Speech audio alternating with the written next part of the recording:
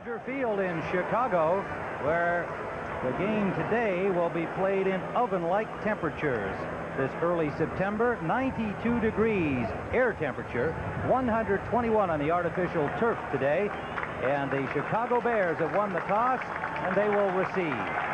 They will defend to our left as we see our CBS thermometer behind the players' bench registering over 90 and rising. So we'll see a lot of players in action today. Donald Igwebuike will be the kicker for the Tampa Bay Buccaneers. Tim Ryan and Johnny Morris welcome you to this first kickoff of the 1985 NFL season for the Bears and the Bucs. And Igwebuike, the rookie from Clemson, knocks it through the end zone, and the Chicago Bears will start from the 20-yard line. And there you saw one reason why they kept Igwebuike, because he kicks it into the end zone. He had the long foot that will be a benefit to the Buccaneers throughout this season. The Bears will start Jim McMahon, recovering from his kidney injury of a year ago. Walter Payton and Matt Suhey, the familiar running back pair. Willie Gault and Dennis McKinnon coming off surgery to his knee in July. Along the front, Covert, Bortz, Hilgenberg, Becker, and Van Horn, one of the best offensive lines in the NFL. Henry Moorhead, the tight end. First down, Chicago. McKinnon in motion. And McMahon flares it out to Payton. Payton gets the block and picks up about 7 yards. Stopped by the noseman David Logan, who ranged out from the center of the line to pick up Walter Payton. And the Bears will be second and about 3. Defensively for the Buccaneers, John Cannon at left end, David Logan, the outstanding noseman, and Chris Lindstrom. That's not exactly Leroy Selman starting there. Selman gone for the year, and the rookie Ron Holmes favoring an Achilles injury. A strong linebacking core with Chris Washington, Jeff Davis, Scott Brantley, and Hugh Green coming back from injuries a year ago. And in the secondary, Jeremiah Castile and John Holt on the corner. Newcomer David Greenwood from the USFL starts at strong safety, and another newcomer acquired from the Rams, Ivory Sully, is the free safety. On 2nd and 3, to the 30-yard line, Chris Washington stops Walter Payton, and it is good enough for the first down. So the Bears have their first down of 1985. And there you're looking at the all-time rusher in the National Football League, 13,309 yards total. That's what he got last year. We're going to have quite a duel today with James Wilder against Walter Payton, two of the best in the business, and Lehman Bennett and his debut as a Tampa Bay Buccaneer coach. The Buccaneers were 1-3 in exhibition season, but Bennett had a history of doing well with Atlanta in the first game of the year. On first down, McMahon wants to throw, and he's got his man, Willie Gault. Close to the first down yardage, but I think just short by about a half yard. Let's see what the spot is. It'll be a long yard. Jeremiah Castile, number 23, pushed him out of bounds, and so the Bears will have second and, well, a little more than a yard. They'll spot it at the 39-yard line of Chicago. And that's one area where the Bears are going to try and improve this year. The passing game, especially on first down, the control-type passes, 10 yards out, pitches. They hadn't done it all that well during the exhibition season, but right that time you saw they come out through on first down against the Bucs defense. Gault is wide left, McKinnon wide right. Running backs in a wide throw set, and they bring Suhey inside, plowing for the first down. It appears he has it to about the 41, maybe the 42-yard line. Stacked up in the middle of the defensive front. John Cannon, the defensive end, number 78, and linebacker Hugh Green on the tackle. Suhey's numbers from a year ago. Payton, the primary ball carrier for the Bears, and that's reflected in the number of carries for Matt Suhey. From the 42-yard line, the opening offensive series of the regular season for Chicago. Their second first down out of the eye.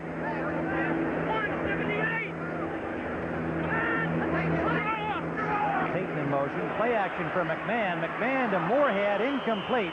Pretty good rush on McMahon from the outside, led by Chris Lindstrom, number 71, and number 30, David Greenwood, coming from the secondary on a blitz. And that's one thing the Bucs will do with you.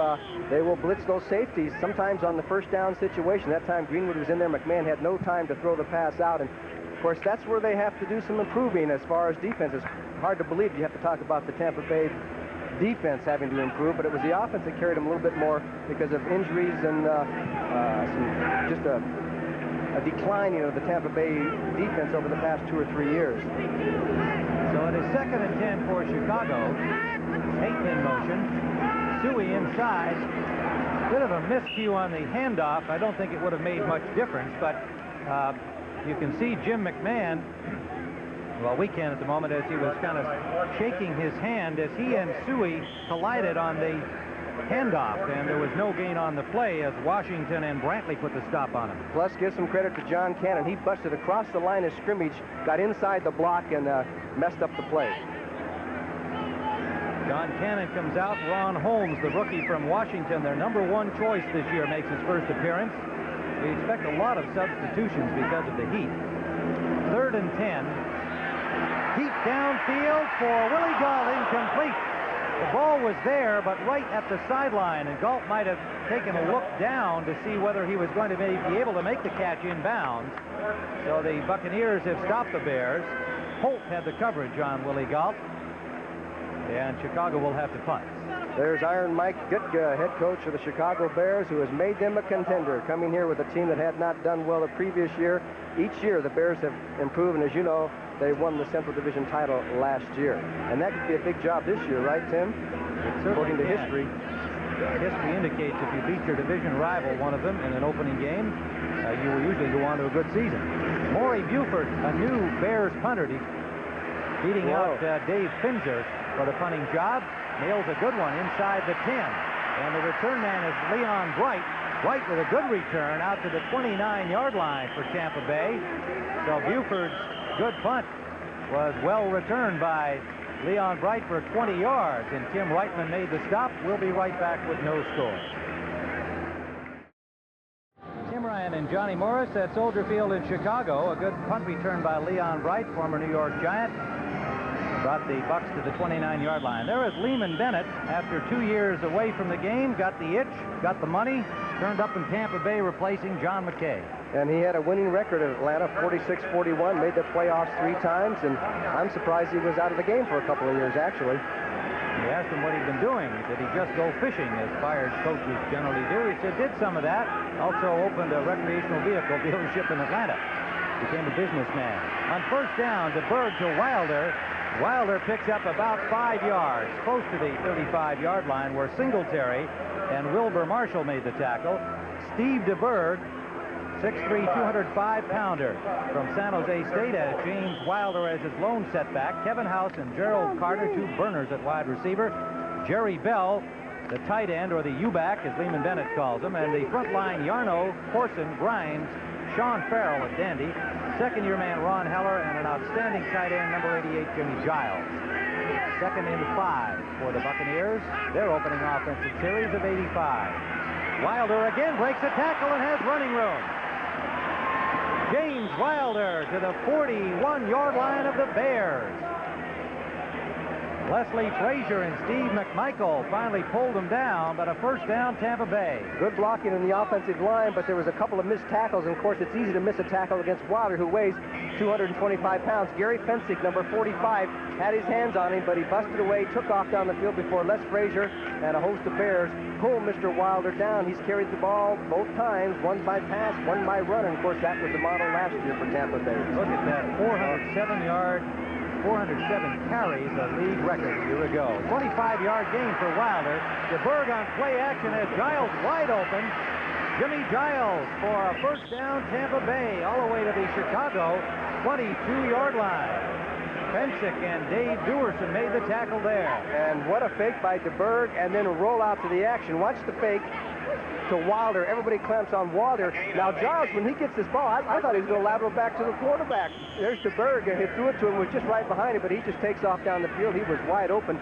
Jimmy Giles, who will be playing more this year because he's going to be in on 3rd down situations with the new one-back offense. 17-yard gain, another Buccaneer 1st down. Singletary wildly organizing the Bears defense. Wilder takes it wide and gets to the 20-yard line for a gain of 3, where Singletary, number 50 for the Bears, made the tackle. Singletary was one of 3 Bears holdouts, the only one who came in. His defensive teammates, Todd Bell and Al Harris, no doubt looking in today. Defensively across the front, Hartenstein, McMichael, Dan Hampton, and NFL sack leader a year ago, Richard Dent.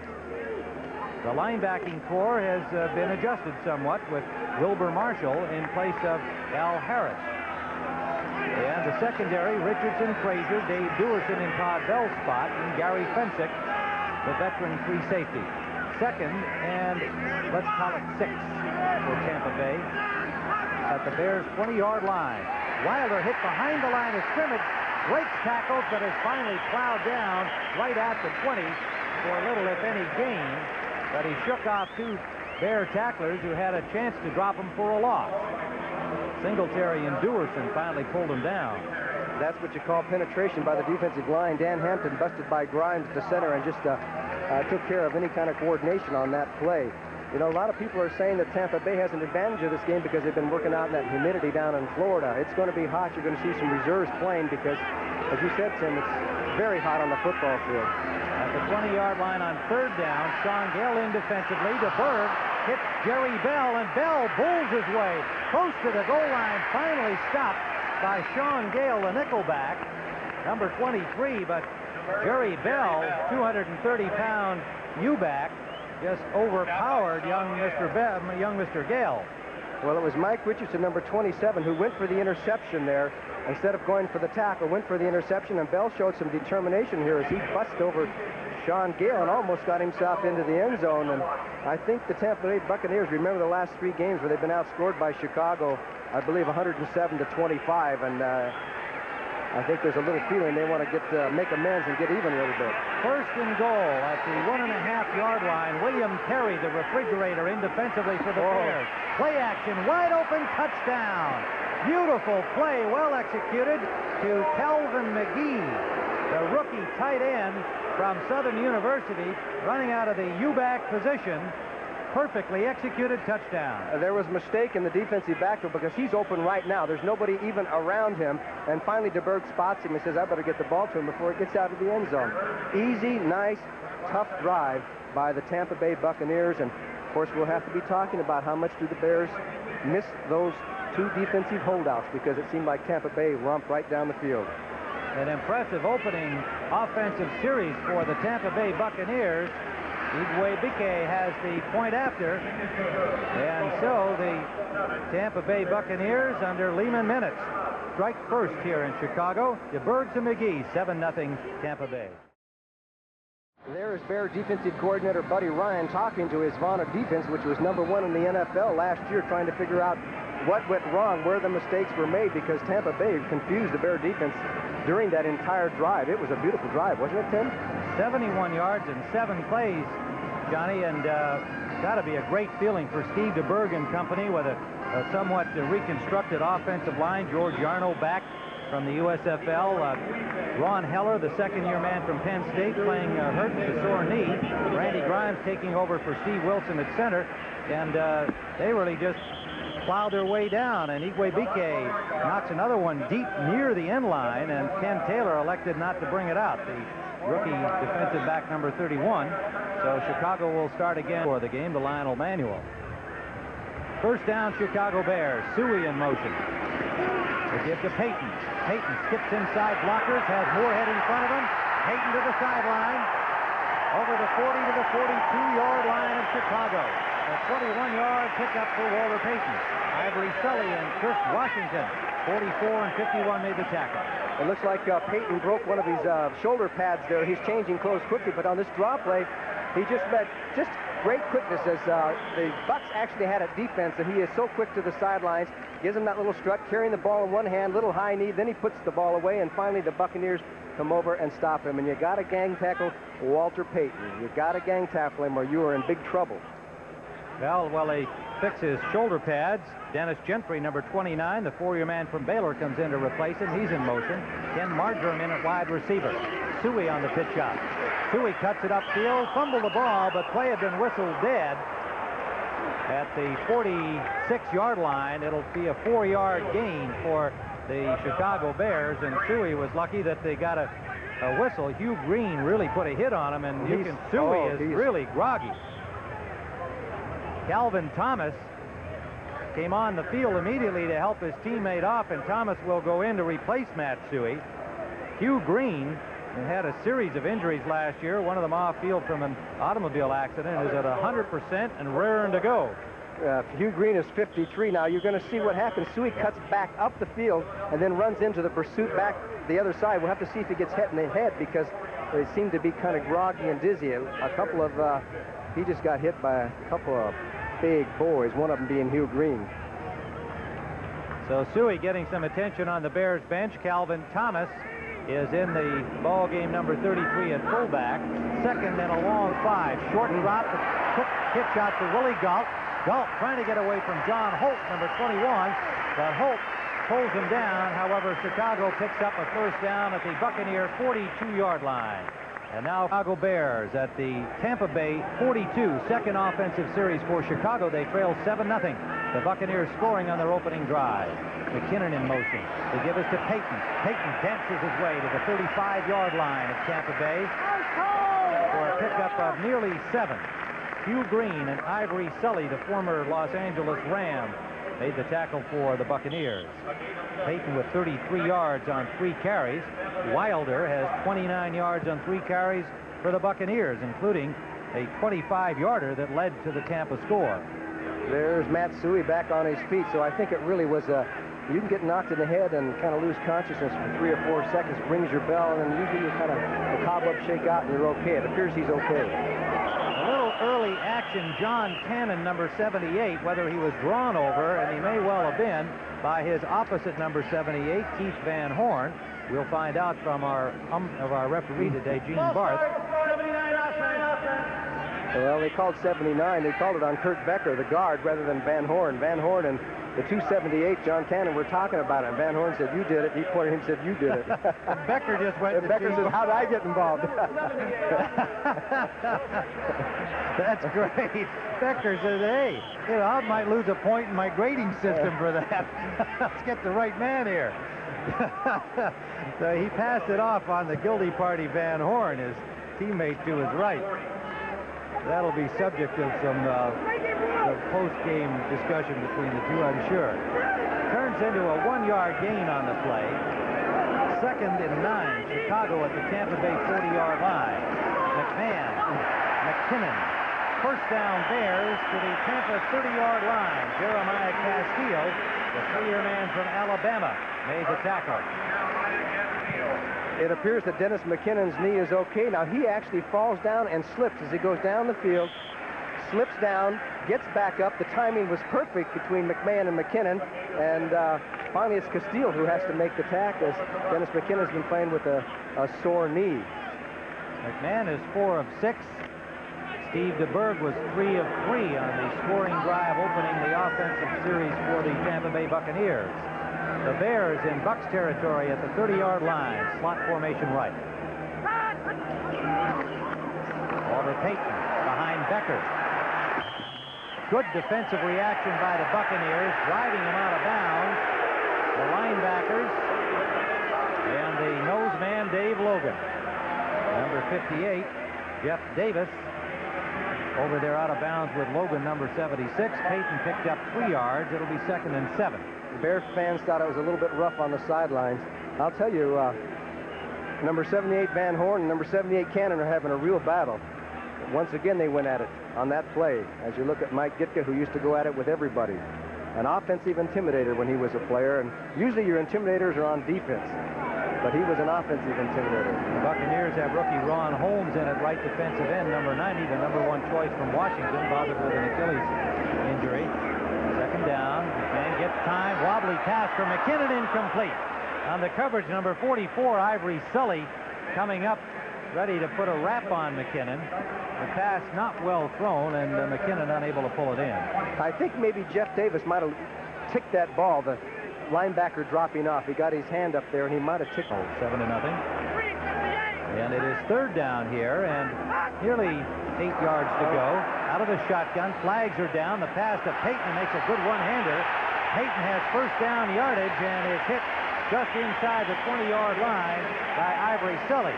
But a flag was down before the pass was thrown. I think David Logan might have jumped off sides unless he was drawn offside. It was 76 who came across the line of scrimmage, so I imagine it will be declined. Defense, 56, offside, penalty refused, first down. The offside penalty against the Buccaneers declined by Chicago, and they'll have first down on the game just inside the 20-yard line of Tampa Bay. Defensive substitutions for the Bucs now on first down. Jim McMahon, you saw his haircut if you saw the opening of our telecast today. Something he decided to do during training camp out of boredom in Platteville, Wisconsin. On first down, it's Walter Payton trying to get wide. And good defensive work again by Tampa Bay, coming up to force the play. David Greenwood, number 30, even though he was blocked, he forced Payton to change his direction. You called it right. It was Greenwood who came across. He was going to be blocked by Colbert.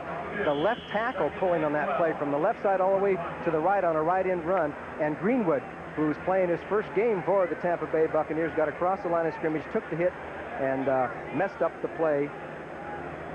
Loss of a yard, as it turned out. Good work by Greenwood. The tackle was made by Jeff Davis, number 58. Greenwood, a rookie from Wisconsin, a rookie in the NFL, has been playing in the USFL. His rights were owned by New Orleans, acquired in a deal by the Bucs this past week. Play action, good fake by McMahon, and touchdown, Dennis McKinnon.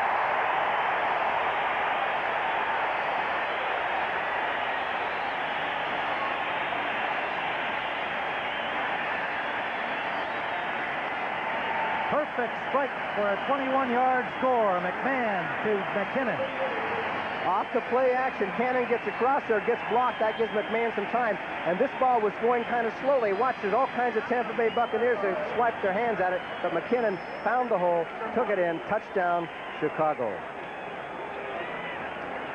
There is Dennis McKinnon coming off the knee surgery in July and still getting very special care. He didn't practice every day this past week for Chicago, but says he feels no ill effects. And the new place kicker for the Chicago Bears, Kevin Butler, makes his first appearance. And we have a tie football game with 2:49 remaining in the first quarter.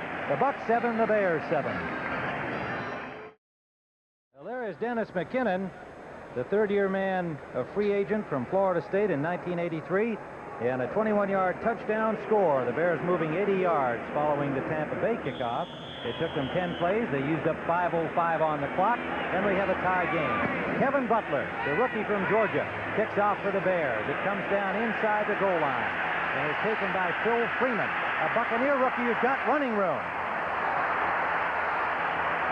Freeman is tackled by the kicker, Butler, at the Bear 45-yard line. A 57-yard return by Phil Freeman, a rookie wide receiver converted from running back, which he had been at Arizona, the 5th choice of Tampa Bay this year.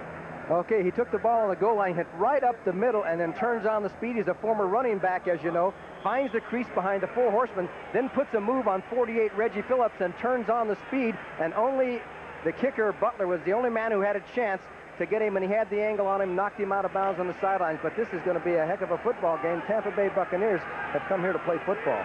And they will be starting at the 44-yard line of the Chicago Bears. DeBerg, the quarterback.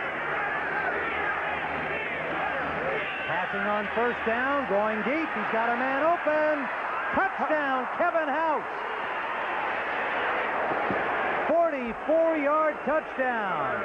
Steve DeBerg to Kevin House on first down, and the Buccaneers are back in front.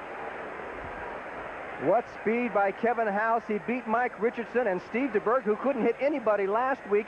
What a week will do sometimes, as House just takes it on, turns up the speed, runs by Mike Richardson, turns it on, and the pass was right out there. That's where a receiver wants it, to the inside and just over the top of the left shoulder. He takes it in. Tampa Bay, as I said, has come to play football. A sensational touchdown play following a sensational kick return by the rookie Freeman.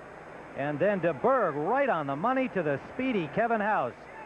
Boy, didn't that silence the crowd here in Chicago? Did it ever. The sellout at Soldier Field stunned as Igwebuike comes up with a point after, the Nigerian import.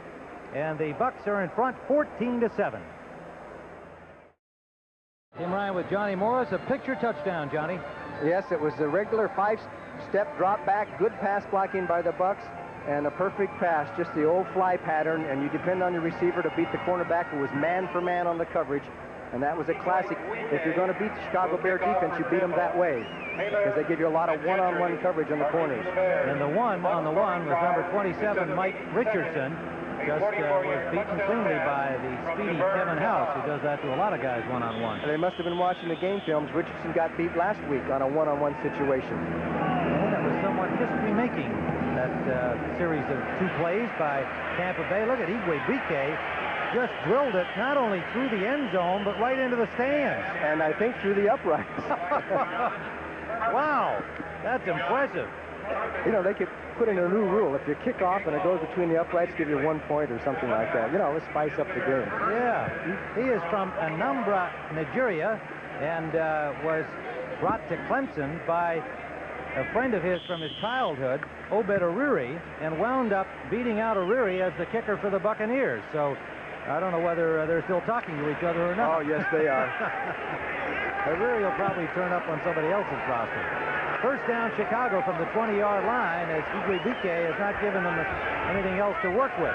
They're starting from the 20 again. Thomas and Payton, the running backs. Walter Payton trying the inside, off tackle to the right. A gain of about 6 yards to the 26-yard line. It'll be 2nd and 4 as Cannon and David Greenwood made the tackle on Walter Payton. And you can see our official temperature on our official thermometer. That's 94 degrees, but of course it's much harder out on the carpet, and this will be a factor, I think, more in the second half. Wouldn't you have to imagine? It's hot when you're down on that carpet. They say about 120. Definitely going to have some effect as the game goes on. That thermometer mounted just behind the Bears players' bench on the near side of the stadium. So it is 2nd and 3, Chicago. Calvin Thomas appears to have gained the first down over the 30 to the 32-yard line. Stacked up by the middle of the defense of the Buccaneers, with Jeff Davis and David Logan making the tackle. And something new at Soldier Field is air conditioners. Because it is so hot, they have put air conditioners down by the benches. It throws out air at about 60 degrees, dehumidified air, and it's also on the other side for the Tampa Bay Buccaneers. They've never had that here before. Usually they had just fans. They decided because it was so hot, they would try and help the players a little bit. I don't know how much it helps. First down, Bears from their own 32-yard line in the I formation. Matt Suey has not returned from that bell ringer administered by Hugh Green. This is Calvin Thomas running hard. And Thomas picks up about 5, maybe 6 yards running straight ahead. Thomas reported a little heavy to the training camp this year and is certainly playing over his listed weight of 220, but seems to be perambulating quite effectively. Well, he is still in there, so Matt Stewie must be a little bit dizzy still. Thomas, of course, has 2 bad shoulders. He's had to run more straight up because of shoulder injuries, and there is Matt Stewie, who is trying to gather his thoughts. So it'll be 2nd and 4, a 6-yard pickup by Thomas. The ball at the Bears' 37-yard line. They trail 14-7 as the Buccaneers struck quickly following the kickoff return by Freeman. McMahon forced from the pocket, and then it's sacked. First sack of the day by either team at the 35-yard line, a loss of 2. Jeff Davis, number 58, made the tackle on him. A loss of 2. They brought a lot of people that time. Jeff Davis and Keith Browner, everybody putting the blitz on as they force McMahon to run through in the pocket, and there's a whole bunch of linebackers to pick him up. So a pretty good pass rush. Fair coverage downfield. McMahon could not find a receiver. So the gun sounds ending the first period of play here at Soldier Field in Chicago, with the Buccaneers 14 and Chicago 7. Tim Ryan and Johnny Morris at Soldier Field in Chicago. The Bears begin the second quarter. 3rd down and 7. A 4-man front now for Tampa Bay, showing something different with Green and Washington, the lone linebackers, on 3rd down. And the pass from McKinnon incomplete. Close coverage on him by Paul Dombrowski, the nickelback, another new acquisition to the Buccaneers secondary. A 6-year man from tiny Linfield College in Oregon, picked up on waivers from the Patriots this year. The Bears asked for trouble on that one because they had Marjoram and McKinnon close together, 2 receivers right there at the same spot, and that drew a crowd, and Dombrowski made the play. So Tampa Bay is going to get the Ball back. Maury Buford, number 6, comes in to punt. Acquired in a trade from San Diego. He's standing at the Bears' 20-yard line. And it is Leon Bright. And it looked like he might have lost that in the sun. Let it bounce behind him, and unfortunately for Bright, it went into the goal line. That was kind of an interesting thing. It looked like he ducked his head as though he lost it in the sun and seemed to be still bothered his eyes after the ball bounced behind him, but it did go into the end zone. 65-yard punt by Buford. A flag down upfield at the 40-yard line of Tampa Bay. It's going to be against Chicago, but I believe that Tampa Bay is going to refuse and just take the ball. Illegal motion, the signal against the Chicago Bears. See, that's one thing you have to do in Soldier Field when you practice fielding punts. The sun is a factor in that direction, but there's ways that you can field a punt and get your body positioned so you don't lose it in the sun. They were very lucky in that situation because the ball, of course, it was a penalty, but the ball went on into the end zone. It's like a baseball player when he catches a fly ball. You kind of come from a certain angle, and the sun doesn't bother you so much. So the Buccaneers start from the 20-yard line. The Soldier Field crowd comes alive, trying to exhort the Chicago defense to get the ball back. Tampa Bay leads 14-7 here in the second quarter.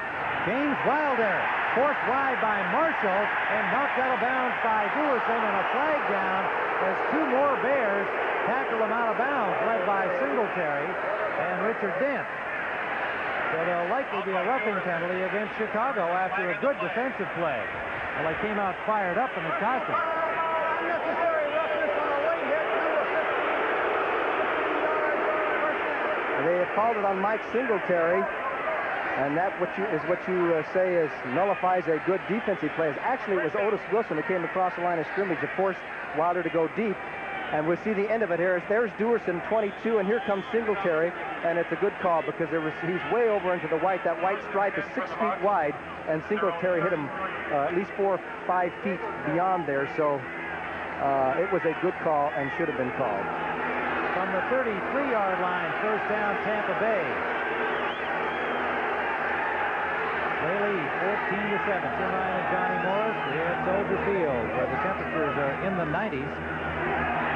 Wilder breaks another tackle and bowls close to a first down over the 40 to the 42, where Gary Fensick, the safety man, number 45, finally made the tackle, a 10-year man from Yale. Wilder has been nearly unstoppable here in this first half. Well, he's an Iron Man. Anybody that carries the ball 407 times, which is an all-time record. When you think of some of the football players that have been dominant football players, none of them carried as many times as James Wilder.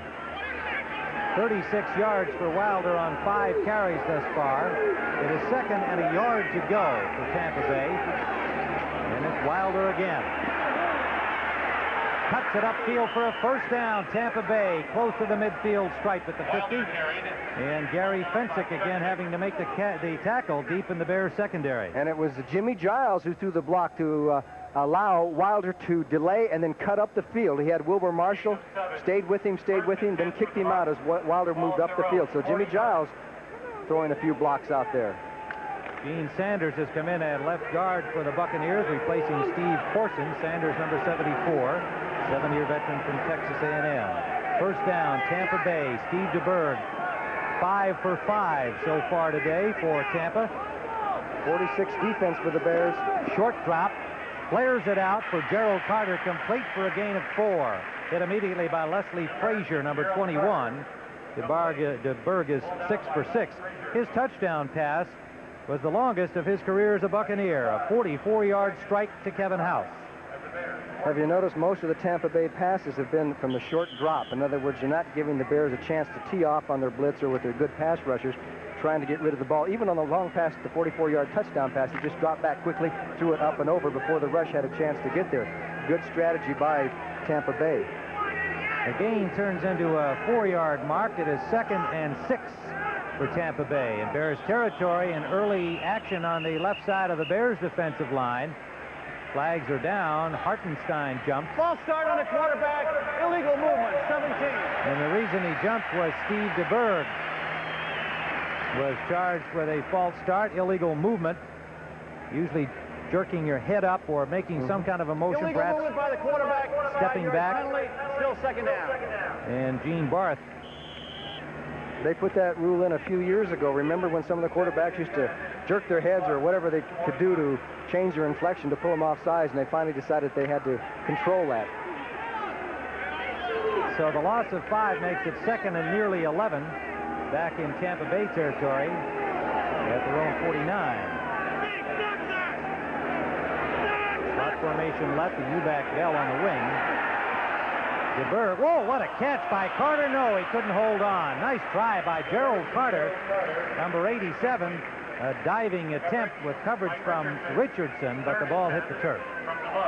Gerald Carter's had some big games against the Chicago Bears. He got 21 passes in the last 4 times that they've played each other. He had a big bomb against Chicago in the early in the season last year. Theo Bell comes in to give the Buccaneers 3 wide receivers. Jerry Bell, the U-back, comes out. DeBerg's first incompletion of the game so far is now 6 of 7. The Buccaneers hoping to change that number. 11 consecutive losses on the road. They lead here in the second quarter. 3rd down. They give it to Wilder. Wilder is stopped short of the first down by 5 or 6 yards as Singletary made the tackle on him, and Dan Hampton, number 99. So Tampa Bay will have to punt, and Singletary made up for his miscue out of bounds by making the stop on Wilder. There's number 50 who stays in on that nickel defense in the pass coverage, one of the few linebackers that does, and he just looks for James Wilder and knocks him down as the Bucs opted not to pass into that defensive coverage of the Bears and try and do it on a run. Frank Garcia in for his first punt of the ball game for Tampa Bay. Ken Taylor, Bears rookie, is back for it. Garcia nails that one. Comes down at the 5, but bounces upfield. And there's a loose ball near the 10-yard line, picked up by the Buccaneers, taken into the end zone by Ivory Sully, number 44, but he cannot, in that situation, take the ball in for a touchdown. He cannot advance it, but the Buccaneers have the ball. First down at the Chicago 11-yard line. How about those turn of events? You cannot, it was a muff, like you say, he never had possession, so you can't take it in for the touchdown. Ball was touched by the receiving team, recovered by the kicking team, but he cannot advance. It's their ball, first down. And it was touched by the rookie Taylor, who saw the ball go over his head. He thought it would be a touchback, but watch the bounce. It hit him right in the chest. He was surprised, I'm sure, to see the ball come back upfield because it was headed toward the end zone. And there's Sully picking up the loose ball, and it's Tampa with a great opportunity here. First down at the 11-yard line of Chicago, and they lead 14-7 with 11:37 remaining in the first half. Lone setback is Wilder. He has the ball. No play action. Nice fake. Touchdown, Jerry Bell. Steve DeBerg with a beautiful fake, and Jerry Bell wide open as the Bears twice now have left receivers wide open for scores. Just tremendous faking, and of course Wilder takes the ball so much as a counter, and you can see everybody goes for James Wilder, and Bell is, God, he is so open, it's hard to analyze it. A mistake on the defense somewhere. So Tampa Bay again taking advantage. Right after the big play, they had a 57-yard kickoff return by rookie Phil Freeman. They struck on first down with a 44-yard bomb to house. Here they recover on the muff punt return by the Bears as Iwebike connects on the point after. And on first down, DeBerg hits Jerry Bell, and it is 21-7 Tampa Bay. You're in for some real serious tennis excitement today. Short kickoff from Iwebike, and it's taken by Gentry, who runs it over the 33-yard line and is straightened up literally by Irvin Randall, the rookie linebacker from Baylor. A good field position for the Bears after the 18-yard kickoff return by Gentry. They'll be at their 33-yard line, trailing 21-7. The Tampa Bay Buccaneers have shocked the Bears in this first half of play.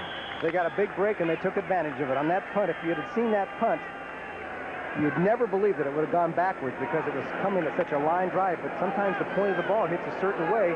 They got a break. One play later, they score. That's what you call taking advantage of your breaks. So McMahon brings out the Bears in the I formation. Still Calvin Thomas for the injured Matt Suhey. Play action on first down. McMahon has a man open, complete. Willie Galt at the 45-yard line of Tampa Bay. And on the coverage and the tackle, Jeremiah Castile, a 22-yard pickup.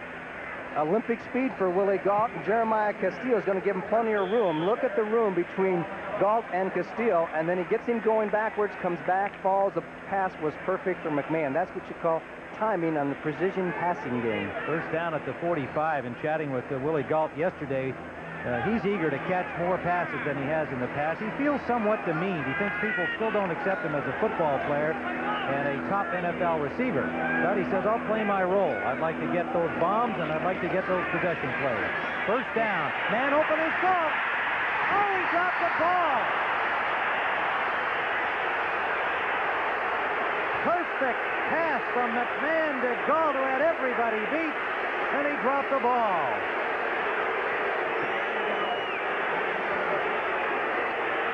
What was I just saying?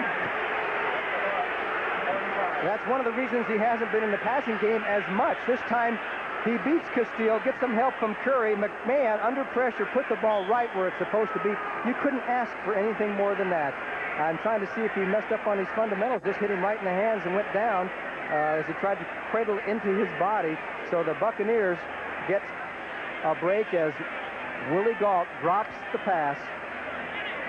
And he'll remember that one for a long, long time. Second and 10, a four-man front for the Bucs. Don Fielder, Carl Morgan, and rookie Ron Holmes are now in on the front with David Logan. 5 defensive backs on second and 10. McMahon gets some time, and he's got the tight end Reitman.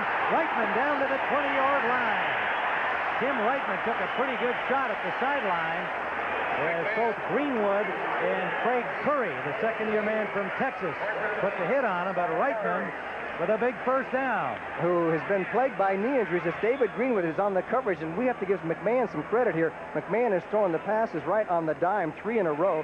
This time he hit Reitman, who was fairly well covered by Greenwood. Reitman turns up the field and takes it down. He signed originally in the USFL after he was drafted by the Chicago Bears. Played for the Blitz in Arizona and is back and made this football team as a backup to Emory Moorhead. Drafted by the Bears in 1982 as their number 2 pick out of UCLA. Went to the USFL and signed as a free agent this year. Play action on first down. McMahon with lots of time and a wide open Calvin Thomas. Inside the 10, breaks the tackle inside the 5. First and goal, Chicago. On the tackle, number 30, David Greenwood, has been a busy man in his debut as a Buck. And Hugh Green there with him, number 53. Well, everything is off the play action, and McMahon seems to be getting his time. They take the blitz and knock 53 out of there. That's Hugh Green. And here's Thompson. You'll see Brantley, 52, misses a tackle as Thompson shows some pretty good agility.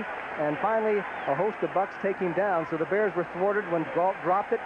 Came right back at 3 successful plays, and now have a chance to get on the board anyway. You see Hugh Green come all the way back from being blocked on his rush to get in on the tackle. And it is first and goal. Andy Frederick in a tackle, number 71 for the Bears, and Thomas runs out behind that side and gets to the 1-yard line. It'll be second and goal from the 1. And they have Frederick in as an extra blocker on these short yardage situations inside the 5. He becomes a second tight end in this circumstance for Chicago. Calvin Thomas a little shaken up on the play, and he's in there for Matt Suhey, who had his bell rung a little earlier. I mentioned that Thomas has had some problems with shoulders and a shoulder operation during the offseason. The other one got hurt during the exhibition season, and it appeared he had to use those shoulders that time because he was banged by 2 or 3 Bucks. And Suhey wanted to go back in the game. He says, "I'm okay, coach. I can play." They want to wait and see what the situation is, because when you get hit in the head, you're always reluctant. That's Johnny Rowland, the Bears' offensive backfield coach. They're talking with Suhey. You're always a little reluctant to put a player back in too soon if he got dinged in the head. Well, Suhey still getting attention, or rather Thomas still getting attention on the field, and Suhey discussing things with Johnny Rowland and now Walter Payton. And Matt says, "Hey, I can handle this. I'm fine. Let me go get it in the end zone." The ball's been spotted inside the 1-yard line. The Bears trailing 21-7 as Steve DeBerg has 3 touchdown passes for Tampa Bay. including his longest as a Buccaneer quarterback, a 44-yard bomb to Kevin House. And Calvin Thomas apparently is okay. Coming over to the Bears sideline, a little encouragement from Walter Payton. Well, elsewhere in the NFL, I think we have at the 1-yard line for Chicago. Down by 2 touchdowns, Gentry and Payton.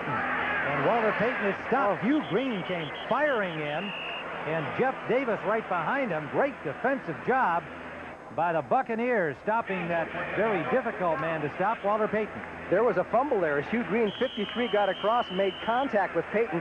You might get a good look here. You'll see the ball squirt out, and I believe it squirted out before he hit the turf. We'll see. No, you can't see, but there, no, he was on the ground. Yeah. So that was the fumble was after that, and then he was trying to reach it over, but the ball had come back into his hands, but Hugh Green made the penetration. You watch those linebackers for Tampa Bay. They'll be off the line of scrimmage and shoot that gap and try and dive into the hole. Suey in for the Bears. Diving is McMahon. Touchdown. Jim McMahon on a quarterback sneak. The Buccaneers are furious.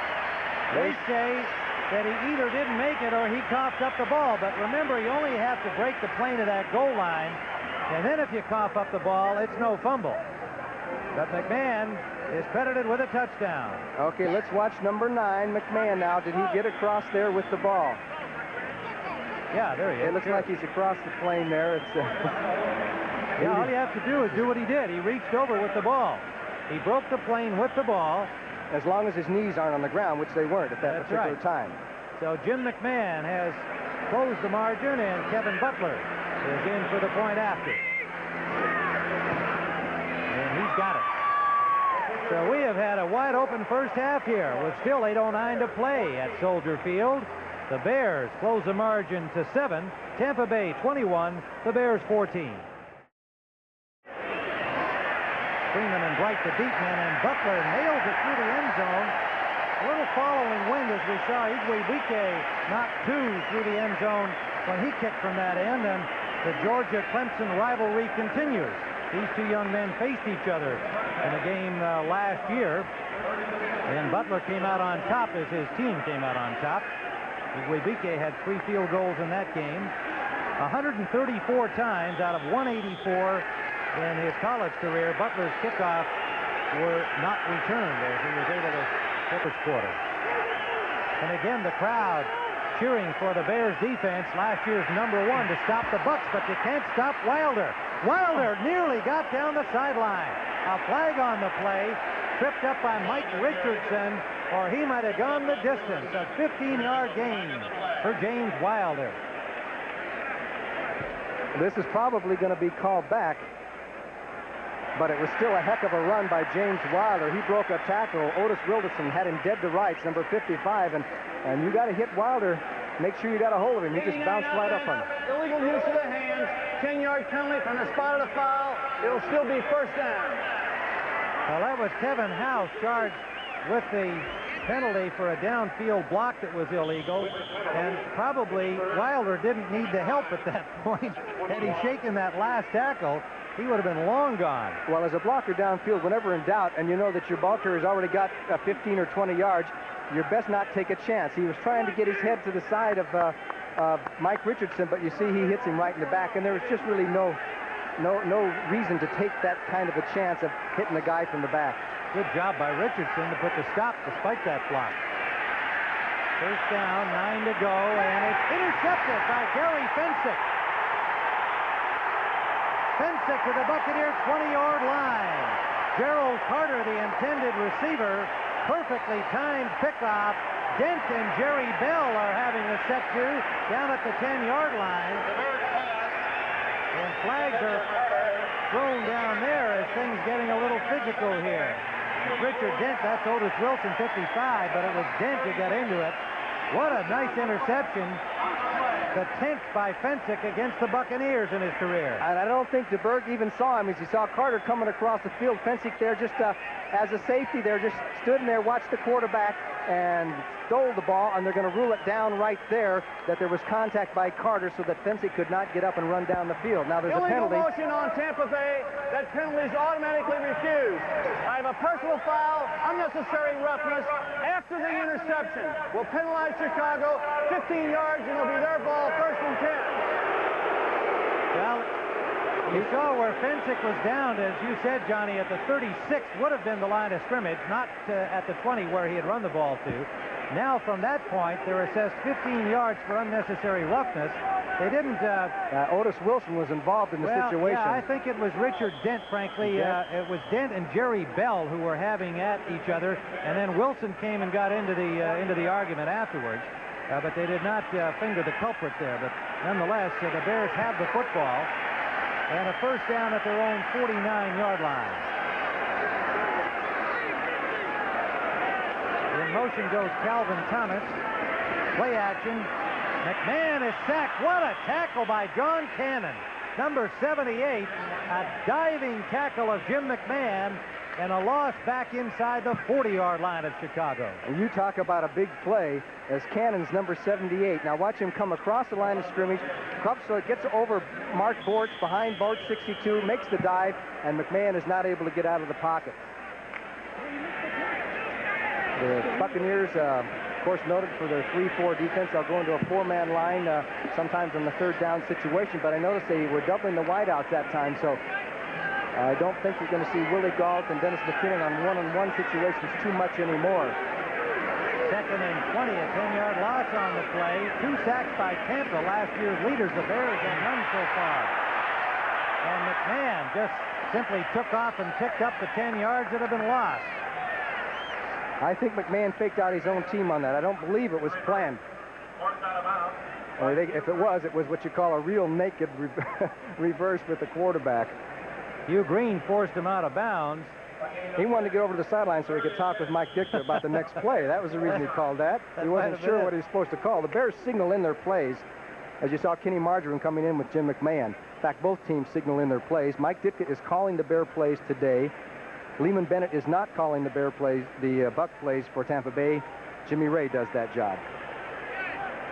Carl Morgan has come in with Ron Holmes to make a 4-man front on 3rd down. And 9 for the Bears out of the shotgun. McMahon sails it up deep, and it is intercepted inside the 5-yard line, intended for Ken Marjoram, picked off by Jeremiah Castile.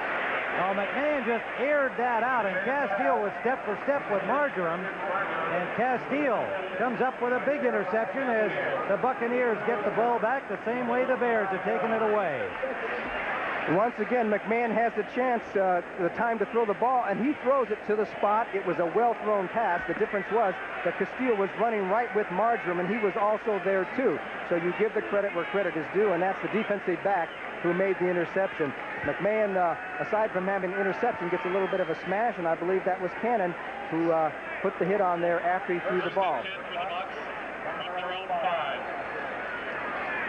And there's Jeremiah Castile, number 23, who has shown rapid improvement for Tampa Bay. He's a good one.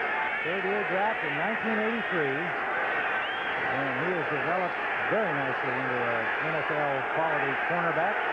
So Tampa Bay starts deep in their own end from the 4-yard line. Steve DeBerg, 7 and 9, 3 touchdown passes, 1 interception. Wilder, the workhorse, dives over the 5-yard line to about the 7. Mike Singletary up into them there, number 50 for the Bears. They'll spot it close to the 8-yard line. The Bears were in their 46 defense, and it seems that every time they get into it, Tampa Bay has run towards the side where the linebackers are, where they move 58 Marshall up there inside of 55 Otis Wilson. It's kind of, everybody calls it a crazy defense, but it seems that the Bucs are running straight at it when they see the 46 defense. It's named 46 for a former Bear, Doug Plank, who used to be a defensive back with the Bears. Now you can see Wilder was 62 yards and a busted play. DeBerg gets just back to the line of scrimmage, some more pushing and shoving going on down there. The heat, I think, is starting to addle some brains down there, or fry them or something. But the guys are really getting at each other. And that was Steve McMichael with Otis Wilson putting the stop on to Berg, but a busted play by the Buccaneers. And talking with the Berg yesterday, he and both his coach Lehman Bennett said there would be a number of audibles because of that difficult, complex Bears defense. It would require DeBerg to come up and check things out and audible frequently. And that might have been the case there. Not everybody picked it up. DeBerg wound up having to get it back to the line of scrimmage. So it's 3rd and 7. 46 again. Flag down. Flare pass for Wilder. Pushed out by Singletary. And Wilbur Marshall and Giles going at each other again. Otis Wilson looked like he got across the line of scrimmage a little too soon. Now, whether he was pulled up, I don't know. He was the one that moved first, if that's the call. Gene Barth signals offside against the Bears. The yardage will not give them a first down, however. So I'm sure they'll take the penalty and have a more reasonable 3rd down situation. Defense, number 57 offside, 5-yard penalty, still 3rd down. So it'll be 3rd and about 2. There's Otis Wilson arguing that they'll include a U.S. Open preview of the singles final between McEnroe and Wendell. There is Jim Perry, number 72. The refrigerator, as Johnny Morris just referred to him, his college nickname at Clemson, number 72 on the short yardage. The pitch out, and the Bears bury him. Back at the 13-yard line, Dan Hampton drops Wilder for a loss. Otis Wilson was there, along with Hampton. Wilder has now carried 10 times in this first half. There's William Perry, number 72, 330 pounds of romping, stomping dynamite. He's going to be playing on short yardage situation. The Buccaneers could use a good punt here. From the end zone, Frank Garcia. There's Ken Taylor, the rookie, waiting for it at the Bears 48. High punt. Fair catch signaled by Taylor at the 48-yard line of the Chicago Bears. A 40-yard punt. 4:12 remaining in the first half. Tampa 21, the Bears 14. Certainly the most surprising thing about this game, the offense of the Tampa Bay Buccaneers, even though they were 10th last year, seems to me to be a lot more confident-looking offense. Well, I think Lehman Bennett's done a great job when you stop to think of putting in a new offense, you know, and new ways of calling plays. You usually expect some rough spots for the first few games. They look good. They have really confused the Bears on defense. Steve DeBerg said yesterday when we chatted to him that he didn't want to have to compete with a ghost again. He had to do that with Joe Montana at San Francisco, with John Elway at Denver, and now the specter of Steve Young looms behind him.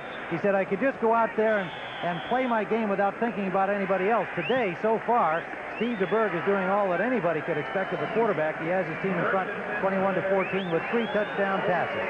And there is Steve DeBerg. And he knows full well that his Tampa Bay team is trying to sign Steve Young and get him into uniform. All right, the Bears first down, complete to Moorhead. Moorhead inside the 30-yard line, and a first down for the Bears. Ivory Sully making the tackle at the 28-yard line of Tampa Bay. They will spot the ball, a 23-yard gain. And this time the Tampa Bay Buccaneers were a little late on their coverage. You see Moorhead, the tight end, just running an angle towards the sideline. The wide receiver cut inside, and Sully was over late to be on the coverage, and it was a one-on-one situation as Emery Moorhead took it down the sidelines, and the Bears are in striking distance once again. So the pressure has switched on now to Tampa Bay's defense. Craig Curry has come in to replace Ivory Sully on first down at the Tampa Bay 22. They fake the pitch out, and Matt Suey back in the game has his first carry since running into Hugh Green back in the first period. And Suey picks up 5. Green again putting the tackle on him. I'm sure Matt would have been happier to look up and see another number other than 53. Now McMahon, you can see there, number 9, just took the signals from Steve Fuller, the Bears' backup quarterback. And that helps any team, both Tampa Bay and Chicago, get to the line of scrimmage a little sooner and gives a quarterback more chance to call audibles, time to do something. Doesn't have to worry about that 30-second clock as much. That was generous on the 5-yard gain. It's 3 for Matt Suey, 2nd and 7. McMahon gets time and intended for McKinnon. Good defensive coverage by John Holt, number 21, the 5-year man from West Texas State. It'll be third down. Third down play. 5 defensive backs in on the passing down. McMahon has lots of time, but it's tipped, intended for McKinnon. And it might have been Ron Holmes, the rookie, who got a hand on that, number 90.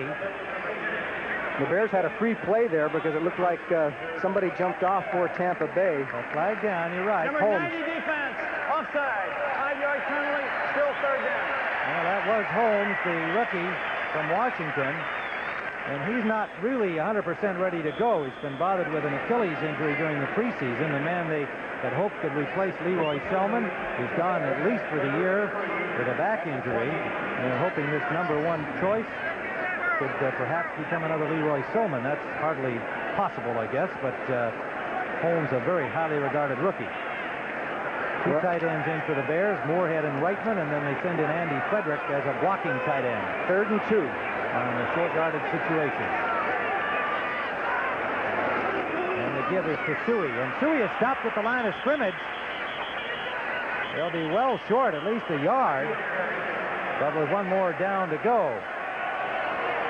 Good job by the Bucs, and it was Ron Holmes, number 90, who piled up the traffic. Young man we were just talking about, 6'4", 255-pounder. Now you can see the official wheeling his arm as Mike Ditka sends in the field goal team. The play has already begun. They're already down to only 17 seconds, and that's one way they're trying to speed up the action in a football game. Kevin Butler will have the ball spotted at the 28-yard line for a 38-yard attempt. Steve Fuller will hold. Butler's first field goal attempt as a Chicago Bear, and he has it. A 38-yard field goal for Kevin Butler, the man who sent the popular Bob Thomas away from the Bears after a 10-year career with Chicago. And he has reduced the margin, as with 2:35 remaining in the first half of play at Soldier Field. The score is now Tampa Bay 21 and the Bears 17. And both teams offensively have been able to move the ball almost at will. Defensively, the surprise has to be the Chicago Bears, unless you say, well, the number 1 defense doesn't have Al Harris and Todd Bell. Maybe they've lost more than their coaching staff thought they would, although Buddy Ryan particularly would like to have those 2 guys back, not to say Mike Ditka wouldn't. But Ditka talked confidently about the replacements yesterday. Yes, he did.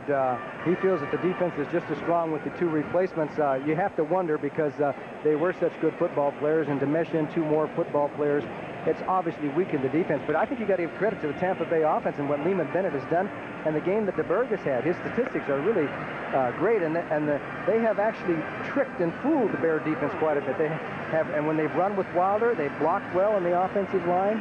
I just think the assimilation of Lehman Bennett's offense has been excellent. You got to give Jimmy Ray some credit. He calls the plays, and they move the ball up and down the field. So we still have a half to go. This is quite a football game. More than a half. Lots of scoring with 2:35 still to play first half. Butler's kickoff will come down at the 1-yard line, taken by Phil Freeman. And Freeman this time is stopped at the 22. On his last sortie upfield, he went 57 yards, the longest kickoff return in Tampa Bay history. And then they struck on that 44-yard bomb to Kevin House immediately following Freeman's return.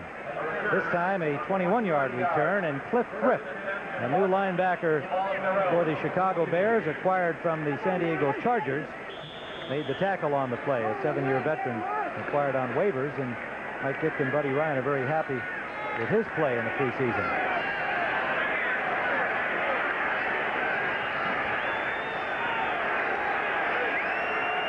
First down, Tampa Bay from their 21. They give us to Wilder. He's got a big hole. Wilder running away from people. Dewerson, Fensick finally combined to stop him, but another first down for Tampa Bay at the 45-yard line. A 22-yard pickup for James Wilder.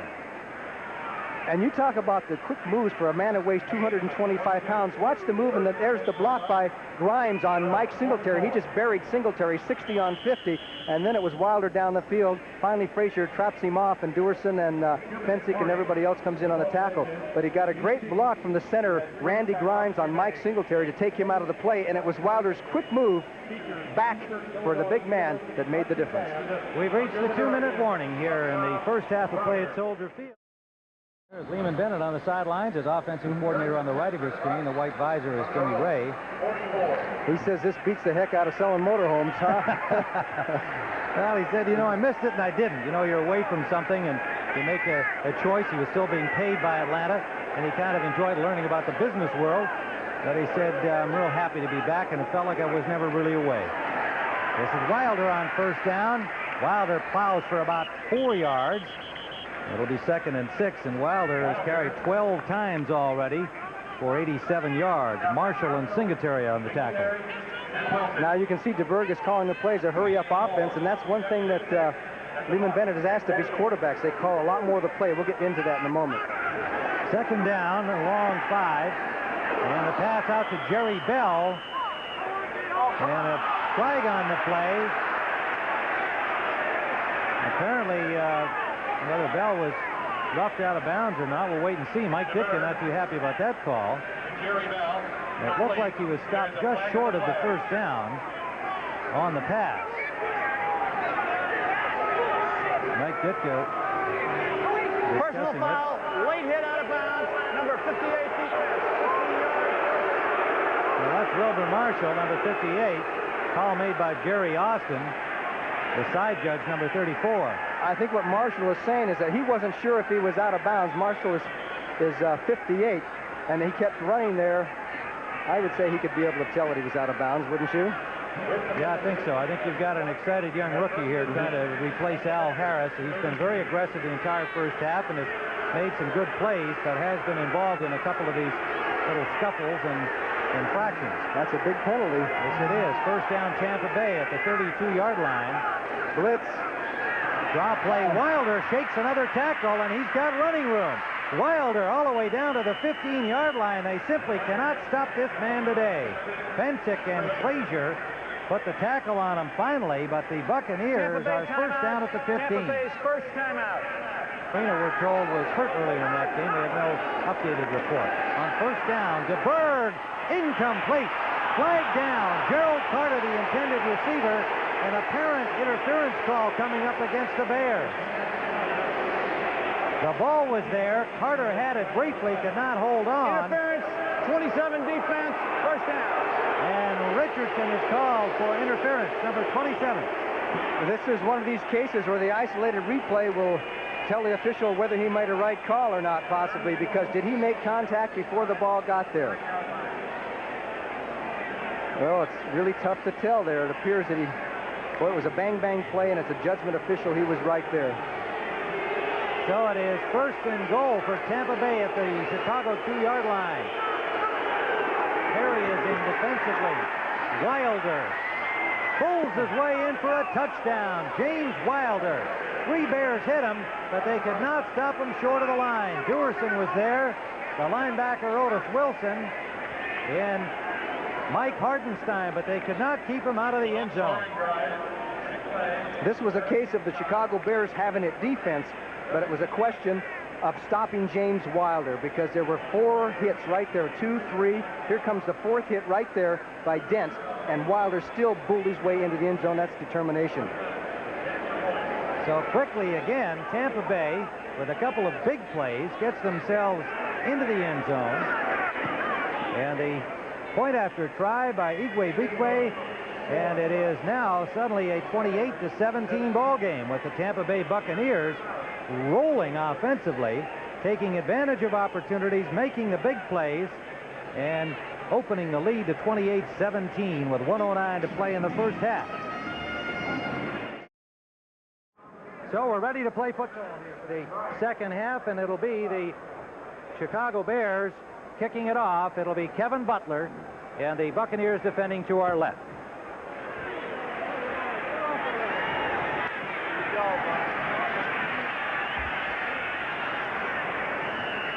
and the Buccaneers get it out to the 25-yard line.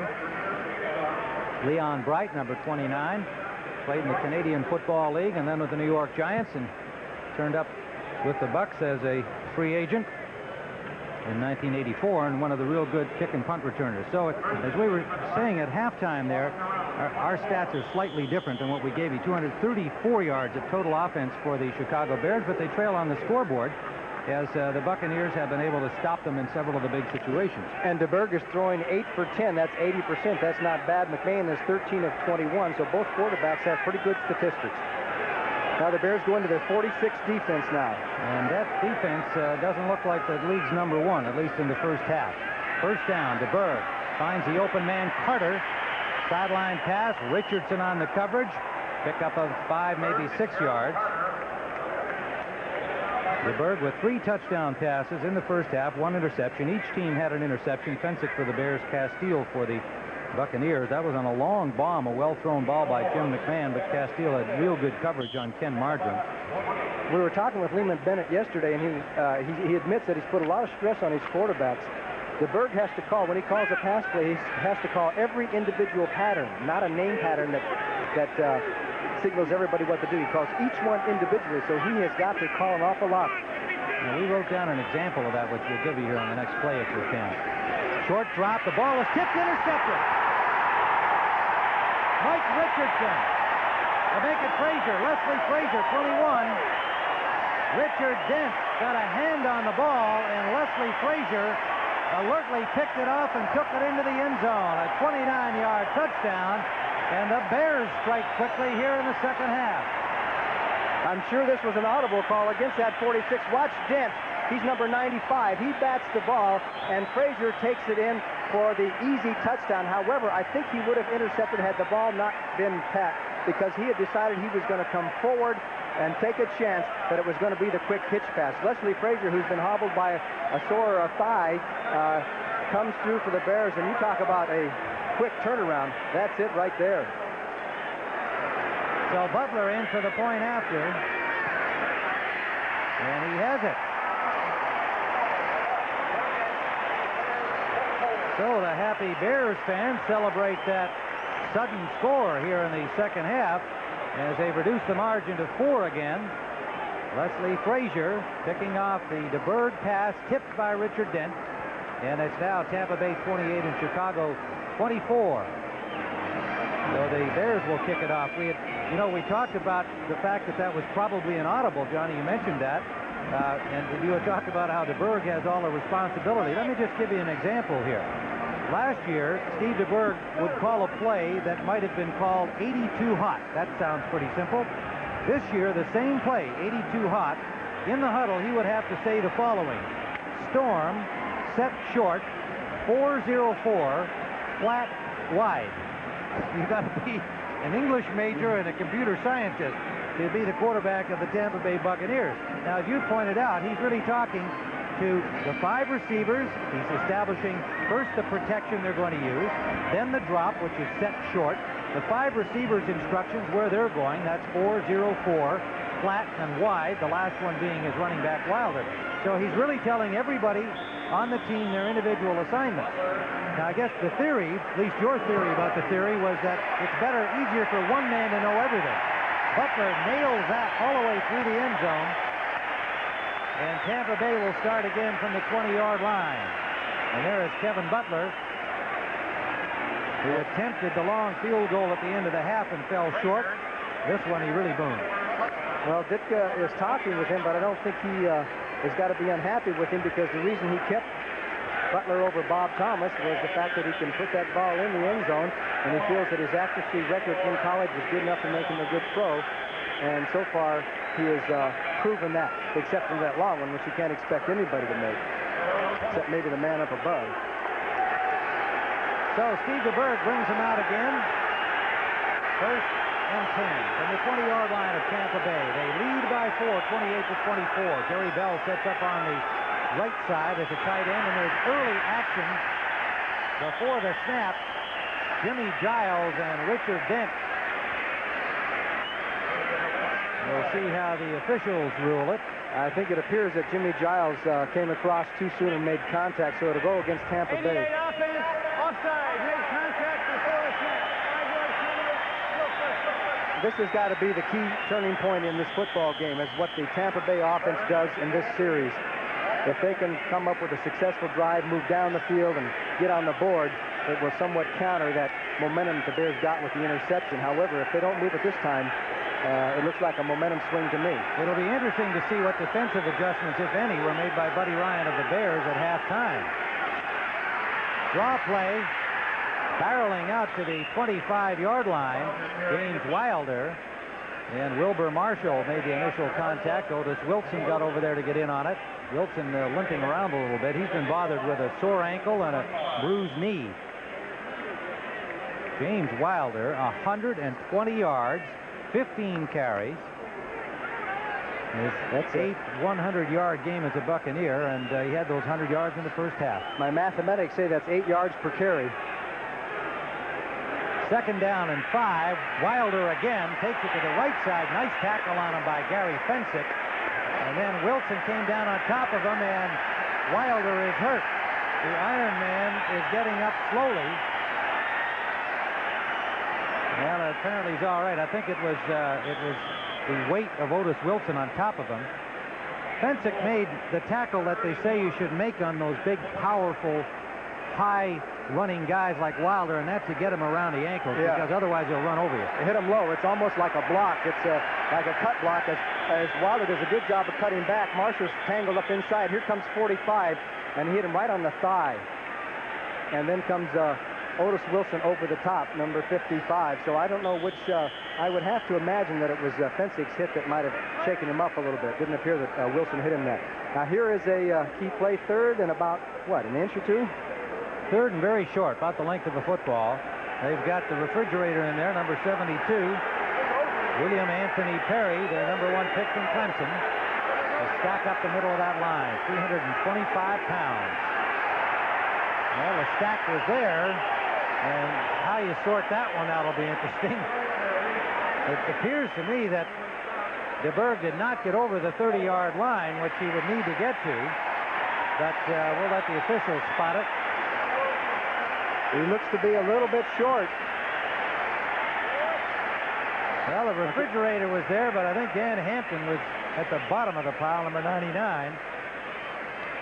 Okay, Lehman Bennett on the spot here for the first time. If they do not make it, the obvious call is to punt away, but he knows about a momentum situation. He'd like to keep the ball if he possibly could. Well, they brought the chains out, and now looks like they're waving them back as though it's not required. It'll be 4th down and inches, or about an inch. Otis Wilson is being assisted off the field. He was in the middle of that last pile up, and it looks like they're checking his nose and mouth. He might have taken a little shot in the face, and he's already, as we mentioned, got a sore ankle and a bad knee. They're going to punt. So it is 4th down, and they will not go. Frank Garcia, standing at his 15-yard line, will be the punter. And the rookie Ken Taylor will wait for it. There's Otis Wilson. Looks like he got a little shot in the head on that pile-up, stopping Steve DeBerg. Calvin McGee, the rookie from Southern, who caught a touchdown pass in the first period, is the punt snapper. Just became the official punt snapper this week for Tampa Bay, replacing Ken Kaplan in that role. He's putting against about a 10-mile-an-hour wind. And it's a good one. He backs up Taylor to the 28 of Chicago. Ken Taylor gets away from one tackler and then is hauled down with a high tackle at the 40-yard line of Chicago by Mark Woody, reserve tight end number 85. So the Bears will have pretty good field position from their 40. When we return, they trail by 4. The Buccaneers lead by 4 at Chicago ball, and you see number 32 awaiting the next offensive series, awaiting it in pain. His left shoulder on the last carry, his 16th of the game. Wilson and Fensick put the stop on him, but it was more likely, I would think, the fall onto the turf from the tackle, the ankle grab by Fensick, his own body weight. He has 120 yards on 16 carries. Chicago ball from their own 40-yard line. McKinnon in motion. McMahon out to Payton. Payton nearly slipped, retained his balance, and winds up with 5 to the 45-yard line. Tripped up by Castile, number 23. Somebody else popped on top of him, I believe Hugh Green, and the crowd got on Green for that. But Green immediately went to Payton and said, hey, I can't read his lips from up here, but it looked like he was saying sorry. They're good friends. We talked to Hugh Green yesterday, and they appreciate each other's ability in this game from opposite sides of the field. And Hugh Green has played in the Pro Bowl with Walter Payton and said they've gone out to dinner together and so on. And he knows full well that they're both going to be extremely tough competitors against each other in this game. Second and a long 5. Payton again. Payton dances through tacklers and has a first down to the 45-yard line of Tampa Bay. Word on James Wilder is that he is planning on coming back into the game. Green and Chris Washington combined on the tackle. Washington 51, Green 53. And there you see Wilder on the sideline. The ball spotted at the 46-yard line of Tampa Bay. The Bears trail by 4, and they are on the march. Payton now has 54 yards on 9 carries. Play action. McMahon with time. Flares it off to Payton. Payton over the 40. Well played by David Greenwood, the newcomer from the USFL and the University of Wisconsin. Johnny, we speculated about Greenwood having been moved to strong safety late in the week, having had only 1 week of practice. Ivory Sully moving over to the weak safety, the free safety, and the fact that there may be some confusion. I think we saw maybe twice in the first half that occurred. On the other hand, it doesn't seem to me that the Bears have really been attacking that as a possible weakness in the Buccaneers secondary. The last time McKinnon was running wide open across the field and he threw to Payton, we're going to see him hit McKinnon pretty quick, I think. Second and 4, Chicago at the Tampa Bay 40-yard line. Payton takes it outside and trying to drive for the first down. Got about 3.5 yards, but is short of the first down. Chris Washington, the second-year linebacker from Iowa State, who beat out Keith Browner in the battle for that spot. Week at 12:30 Eastern Time. Third and a yard, a flag down. Suey has the first down for Chicago to the 32 of Tampa Bay. Flags everywhere. Payton was off the field on that play. Defense, nose guard, offside. 5-yard penalty, first down. David Logan, number 76, called for the offside, and so they have the first down anyway. They're working on Payton on the sidelines. It might be a little bit of heat frustration because you know Payton wouldn't have been off the field on that situation unless he had to. The trainer, Freddie Cato's talking to him. Dennis Gentry is in to replace him, number 29. Jim Covert has come out and has some relief from Andy Frederick at left tackle. Frederick, number 71. Moorhead in motion. McMahon away from traffic, and that one too high for Willie Gault. McMahon just out there practicing the motion that he wanted to throw over to the sideline, was off the market. That looked like a tennis player after he's knocked the ball long and then makes the stroke, saying, now if I had just turned it over a little bit. And McMahon just sailed that a little. You know, Tampa Bay hasn't won on the road in 11 games. They have not been a good road team the last couple of years. They came in here today like they love it on the road, and they're still in front by 4. 8:56 remaining, third quarter. The Bears on the march in Tampa Bay territory, second and 10 at the 31. They give it to Dennis Gentry. He's got blockers. Takes it upfield and gets only a couple good defensive work. Number 90, the rookie Ron Holmes. They have high hopes for this young man from Washington. And he made the play on Dennis Gentry. Payton comes back in for Gentry. So I think he just needed a little breather, wanted to get a little oxygen and make sure that he was breathing correctly because it is really hot down there. The only thing that saved him has got to be a little bit of the wind. Payton is 10 for 59. Last year gained 1,644 yards. Unbelievable durability. Has not missed a game since his rookie season. This is his 11th year. Extra down lineman in for Tampa Bay, Carl Morgan, number 67. The nickelback is Paul Dombrowski. The newcomer from the New England Patriots. They fake the draw, and they have a man open, incomplete to Willie Gault. And the rush on McMahon, he was able to elude it, but he did have to unload the ball quickly. Intended for Gault, incomplete. So it is 4th down, and the Buccaneers have held. So it's going to be Butler's turn again. What did you say his stats were from 40 to 50 yards? 10 of... In college, he was 10 of 17 from 50 to 60 yards. And today, he missed the 63-yarder, was well short on it. They had a little problem with the hold on that one with Fuller, too, on the long one at near halftime. This one is from the 36-yard line, a 46-yard attempt by Butler, and it is wide to the right. Wide to the right. So Butler, the rookie, is 1 for 3 today, having connected from 38 yards away, and the Buccaneers have stopped the Bears without a point, and they lead by 4. And we see the Bears down there gathered around the air conditioner, the offensive team awaiting their next chance at the ball, and Tampa Bay, meanwhile, sends Wilder back out the left side. Wilder with only Frazier to beat, and Frazier put the tackle on him, but Wilder grinds out another 10-yarder. Did you notice there he switched to his right shoulder to make contact? He avoided making contact with his left shoulder as Frazier came up for the tackle. So obviously he's hurting, but he ran pretty well. Off the counter, they get the guards out in front now. You'll watch him just instead of dipping down here with his left shoulder, he goes with the right shoulder to make sure that he doesn't hit that left shoulder. So he's obviously hampered a little bit. 131 yards, but as James would probably say, I don't run with my shoulder. Rolled up another 11-yarder. First down, Tampa Bay at their 39-yard line. Play action again. DeBerg under pressure, gets away, and then it's dropped. Wilson led the charge, but Dent got his man. Last year's sack leader. Reaching out, hauled down DeBerg way back at the 25-yard line of Tampa Bay. Richard Dent is playing with a slight hamstring pull. Otis Wilson is 55.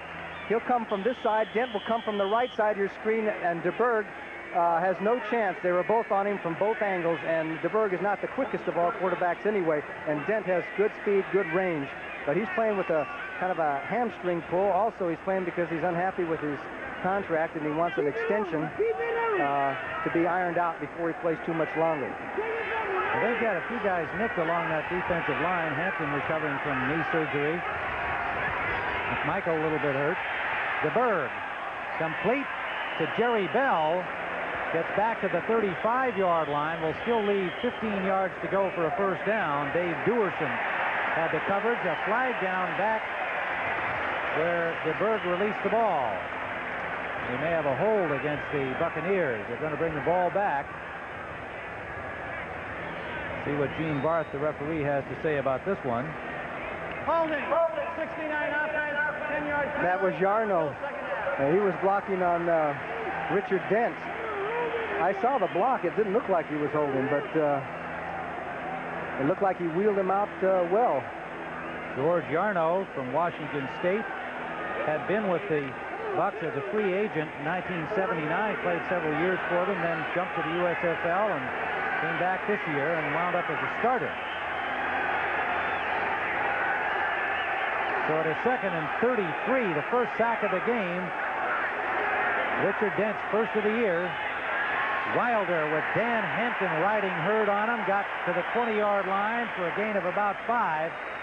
Singletary helping out Dan Hampton. So it'll be 3rd down and 28 yards to go for a first down. DeBerg, 10 of 13. The Bears go into the nickel. Sean Gale comes in, and it appears that the Bears are starting to show some of that swarming defense that they're noted for. Nickel defense. Well, the Bucs have been in this 3rd down situation 4 times, converted once. They got a long one this time. Then he's 28 yards. DeBerg up the middle for Jerry Bell, incomplete. The pass was off the mark, and Fensick got more of it than Jerry Bell did. So the Bears defense starting to look a little bit more like last year's, as they had a sack and they made the pass defense plays, and these Bear fans love defense. You wouldn't think they'd have the energy to yell so loud with all this 100 degrees out there. There's Ken Taylor, the rookie, awaiting the punt from Frank Garcia, and he's standing at the Bear 45-yard line. Jerry Bell being assisted from the field. He was a little slow to get up as he dove for that pass behind him. Smacked himself onto that hard, artificial surface. Garcia standing inside his own 5-yard line. Low snap, but he feels it. And a pretty good kick against the wind. Goes out of bounds at the 38-yard line of the Chicago Bears. A 42-yarder from Garcia against the breeze. And we'll be back at Soldier Field with Tampa 28 and the Bears 24. Following football, McMahon on first down, and a diving grab by Kenny Marjoram for a first down at the 45-yard line. McMahon a little short with the ball, but Ken Marjoram, the former Stanford whiz, came back to get it.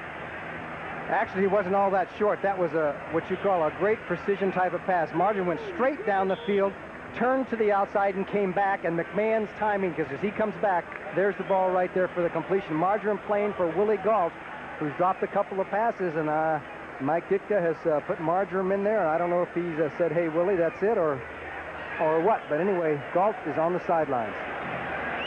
First down, Chicago at the 46-yard line of Tampa Bay.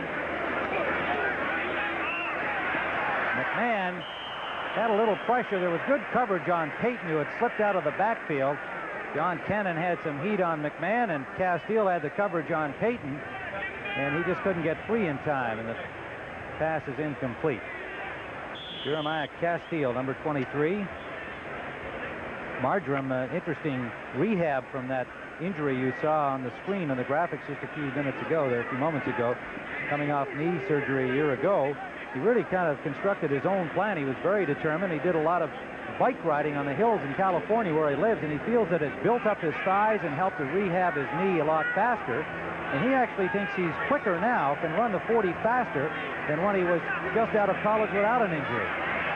McMahon on 2nd and 9, up the middle, complete to Moorhead. 2nd and 10, pardon me, and Moorhead is short of the first down at the 40-yard line, a gain of about 7 yards.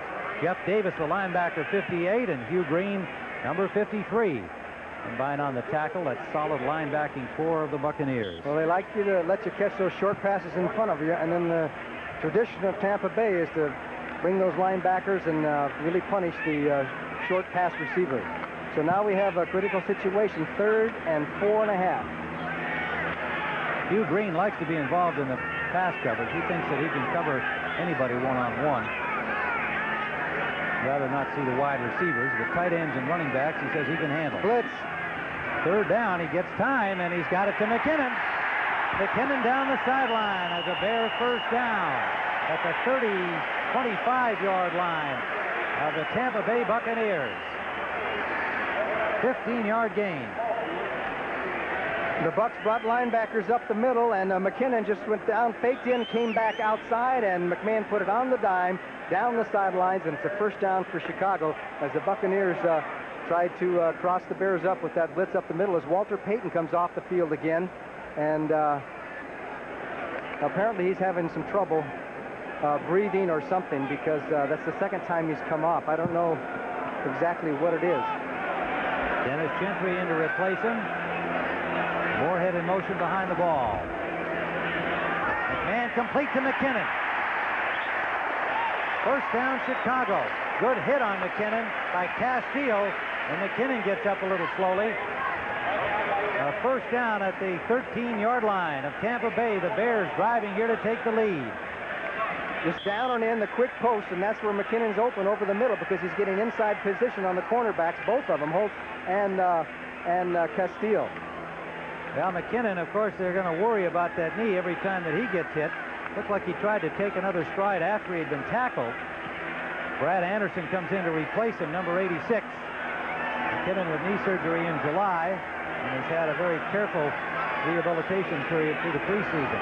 5 defensive backs in on first down, Chicago. Payton is stopped behind the line of scrimmage, and that Tampa defense in crunch time, their front has done a real good job. Jeff Davis, the linebacker, making the hit on Walter Payton, and Hugh Green right there as well, number 53. Fun talking to Hugh Green yesterday about linebackers. He said, who are the great linebackers in the league? He said, well, there's Ricky Jackson and Lawrence Taylor and me, and well, anybody else? And the other two. Yeah. Is there anybody else? No, I don't think so. I think that's when you talk about the best, that's who you're talking about. And he says that I think I pass cover better than Lawrence Taylor. Well, he does everything well, which he says he's not as good a blitzer maybe as Taylor, but he covers better, so maybe he has a point. 2nd and 9. Payton looking to dance around that left corner, got inside the 5. He just picked his way carefully through the blockers. He wasn't even moving too quickly, but it was just how he found the real estate. Wound up with a gain of 6, maybe 7 yards, and Green and Davis again on the tackle. Okay, he has his linemen pulling out in front of him. You'll see Van Horn and Jimbo Covert.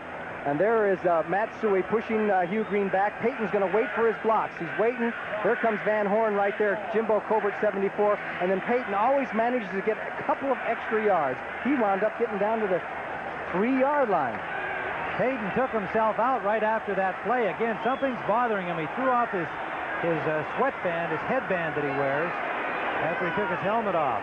Randall and Morgan have joined the Buccaneer defense. 3rd down and a yard to go. Flags everywhere.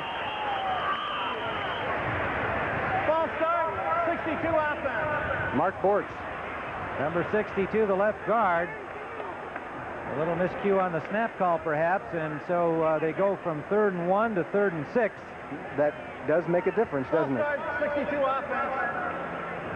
The first down, to get a first down, they have to get inside the 3.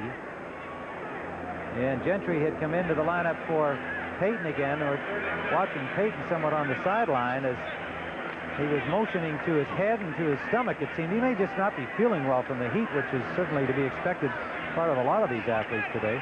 In the past years, Payton is one guy who's had some problems when it's been extra hot. Bears have picked up 7 penalties, 73 yards they've hurt themselves. McMahon rolling out, trying to find an open man in the end zone, and it is touchdown, Matt Suey.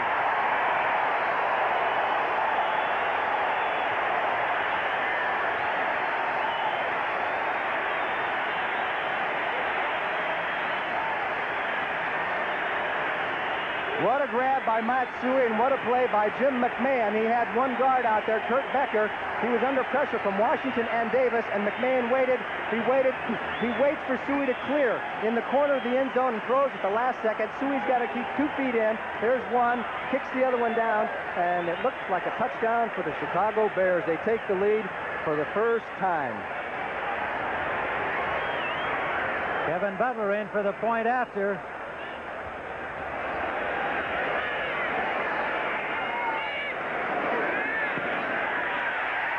Got it. So the Chicago Bears, with 27 seconds remaining in the 3rd quarter, have moved in front of the Buccaneers in a high-scoring game, 31-28. And you see the short-haired Jim McMahon. It's actually looking pretty good compared to what it looked like before. And you can see Matt Suey, who caught the touchdown pass. Walter Payton, who's dead tired. Suey got dinged in the head, remember, earlier in the football game. This is really a football game on a day like this. Is a game of will. And you got to reach down sometimes and get up as much as you can, because it's a tough day.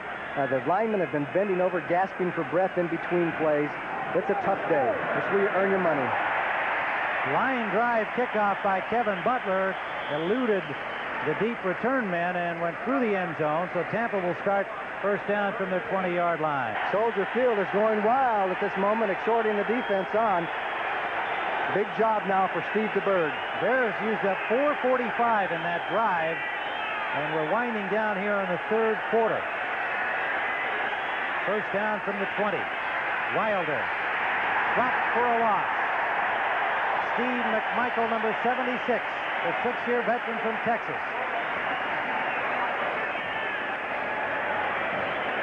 Okay, the Bears were in their 46 defense, but moving some people. A little bit of confusion. Watch 50 Singletary.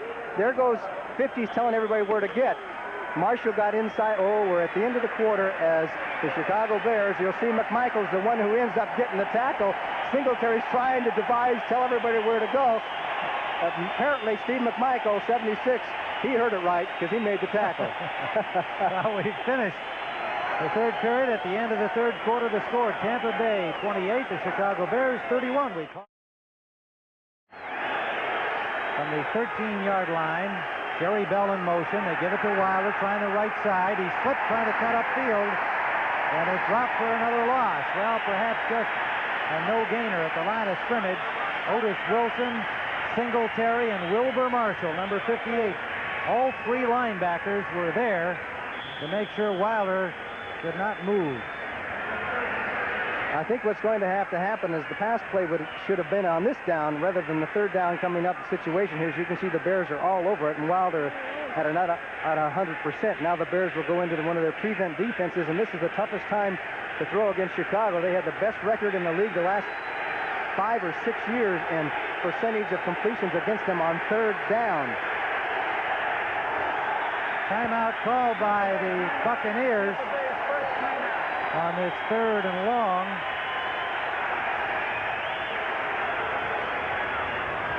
With the ball at the 13-yard line, Steve DeBerg is going to go and consult with Lehman Bennett. We were talking earlier about DeBerg and having to be the man who knows all of the terminology and all of the assignments and passes those along to each player individually, changing a short play call into a considerably longer one from last year, as an example, when the call was short and everybody else knew precisely what they were to do. If Steve Young is to be signed, as they hope to do, the young man from the USFL and BYU is a collegian, I would think that with what DeBerg was telling us yesterday, it would take Steve Young some time just to learn the terminology, let alone find himself in a position to compete with DeBerg this season. I would agree with that, and so does Lehman Bennett. DeBerg's done well in this football game. The key play of this football game was that interception that gave the Bears the quick 7 points at the beginning of the second half, and it seemed to turn the tide, and Tampa Bay has been trying to hold them off. They need a big play, and it's tough to get on the Bears on third down, so we'll see what happens. All right, the Buccaneers are ready, and they go with a straight-ahead dive to Wilder on 3rd and 15, and McMichael made the tackle. They had a long discussion for a rather simple play. Well, they figured it was going to be tough to get the throw against the Bears, and but I say you're asking a lot to get 15 yards on a draw play with anybody. And it wasn't even a very well-disguised draw. I mean, it was almost a straight handoff, although it looked like it was designed as a draw play on 3rd and 15. Garcia standing in his end zone. Taylor way back at the Bears' 35-yard line. And the ball is blocked. The punt is blocked by Sean Gale. And it is a dead ball at the 13-yard line. Sean Gale, number 23, blocking the punt. The second-year man from Ohio State.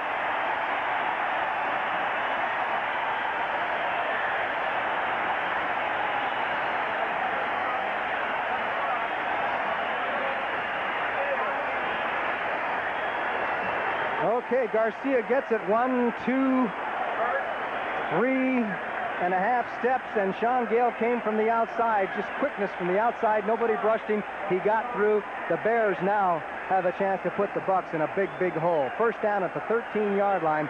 The defense is on the spot now. Marjoram goes left, McKinnon right. Payton back into the ball game. Calvin Thomas replacing Matt Suey on this play.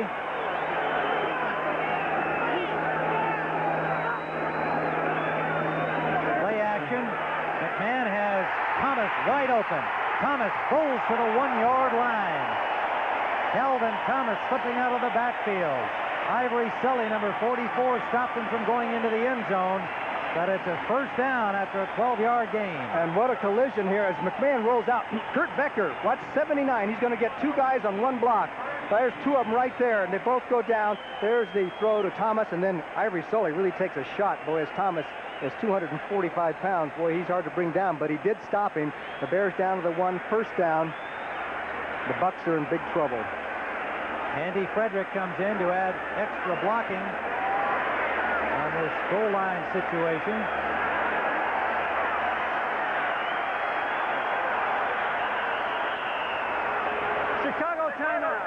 Timeout called by the Bears.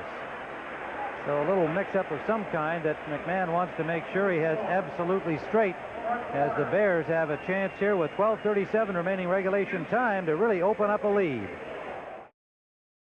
Mike Ditka looking on as his team has first and goal at the 1-yard line of Tampa Bay following Sean Gale's blocked punt. Blocking the punt of Frank Garcia. Jim McMahon took a timeout to make sure that they have the right play ready here on first and goal. Moorhead starts in motion, reverses himself, rolling out as McMahon. He will walk in.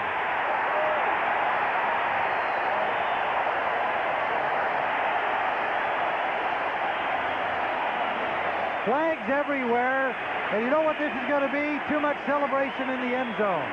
And that will be tacked on to the Bears kickoff. You got to be kidding.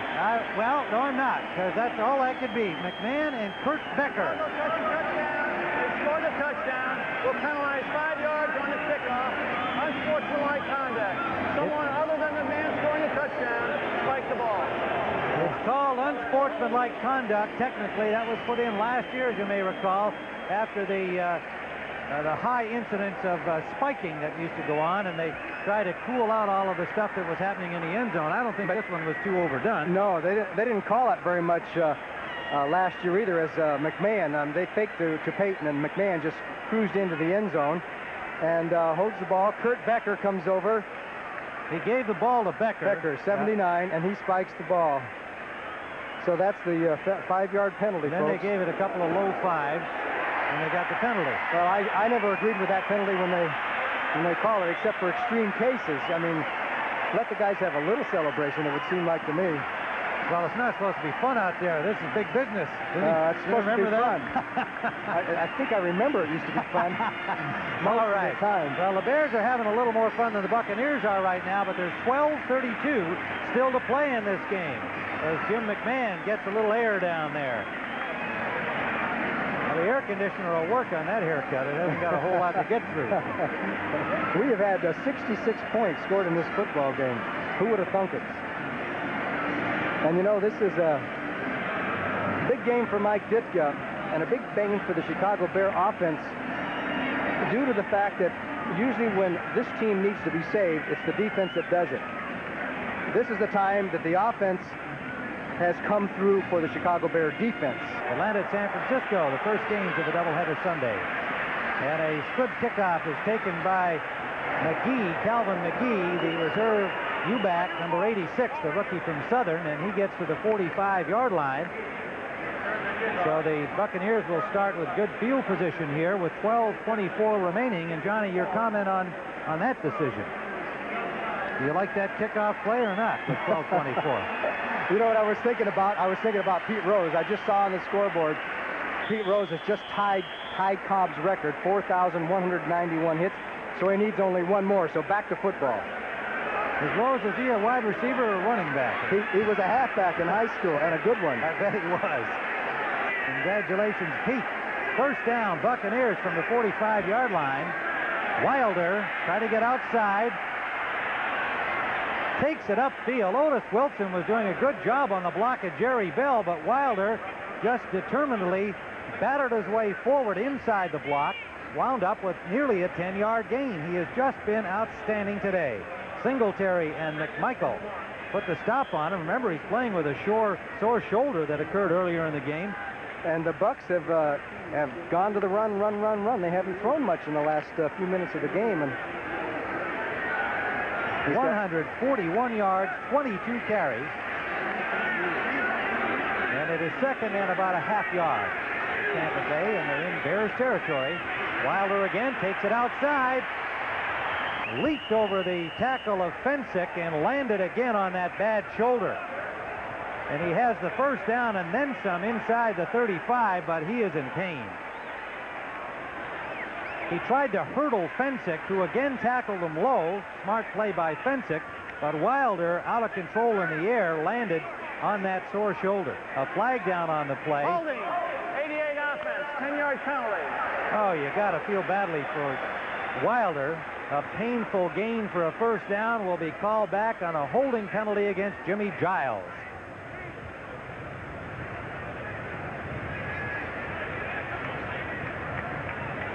Well, there's the end of the illegal block, I believe. But here goes Wilder up and over, and then he comes down on that shoulder. That's the shoulder that he hurt, and he's playing on guts, I'll tell you. He's going to have to leave the ball game now, and we haven't been able to determine how serious it is, if it's a slight separation or what kind of a bruise it is, whether it be a long-term type of injury. That would be very detrimental to the Tampa Bay Buccaneers because he's their offense.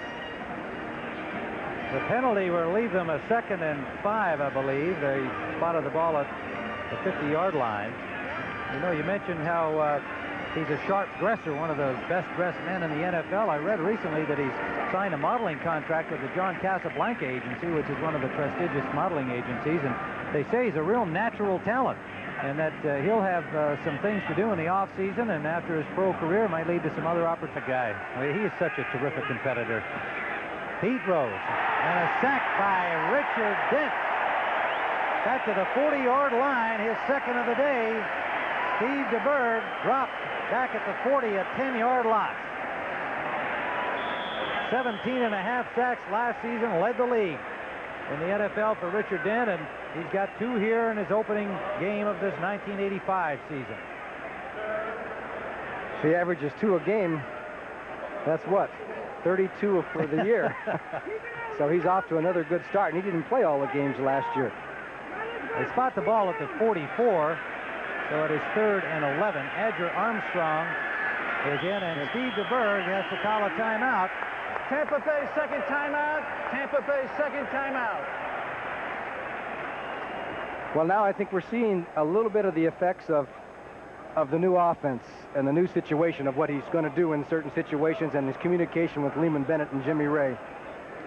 We'll be back here at Soldier Field. The Bears lead by 10, 38-28. And here we have 3rd and 11 for Tampa Bay, and action everywhere. DeBerg went back without the football. He got 3 Bears with him, and the center, Randy Grimes, did not snap the ball. Ball starts 17. The quarterback, he pulled out without the ball. So there's apparent mix-up on the snap signal. You mean they went to the sidelines and had a timeout and everything for that to happen? You got the snap count wrong. Well, that's embarrassing, is what that is. That's like some old Tampa Bay football that we've seen in the past. And they started out like a house afire here this afternoon. But in this half, the Bears have had 108 yards of total offense against only 40 for Tampa Bay. And meanwhile, the Bears have scored 3 touchdowns. DeBerg, intended for Giles, incomplete. The ball was there. Giles dropped it. He had Richardson turned around on the play. Couldn't hold on to the ball. No, I think the one thing that Richardson did do was he screened Giles so that Giles didn't see the ball till the last second. At any rate, it's 4th down for Tampa Bay. Garcia at the 23-yard line of the Buccaneers. And again, Taylor showing a lot of respect way back at the 10 of Chicago, and Garcia booms it. Inside the 10, taken by Taylor at the 7. Gets a great block from Frazier and gets to the 20-yard line. Leslie Frazier flattened the big tight end, Mark Woody. That was a bit of a gamble on the part of the rookie whether to run that from inside the 10. They'll generally let the ball go in. Well, the gamble was the way he caught it. He reached up like the center fielder for a high fly ball. But anyway, he hung on to the ball. Here comes the block by Frazier on Whitty. And then Taylor turns the corner, almost set up his picket. A couple of bucks get him, knock him out of bounds. The Bears have it, 1st down. The rookie Ken Taylor from Oregon State, a free agent who certainly has been the most pleasant surprise of the newcomers to the Chicago Bears, and Coach Mike Ditka, reserve cornerback and being used as a punt returner, something he did not do in college. He's really learning on the job in the pros. 1st down.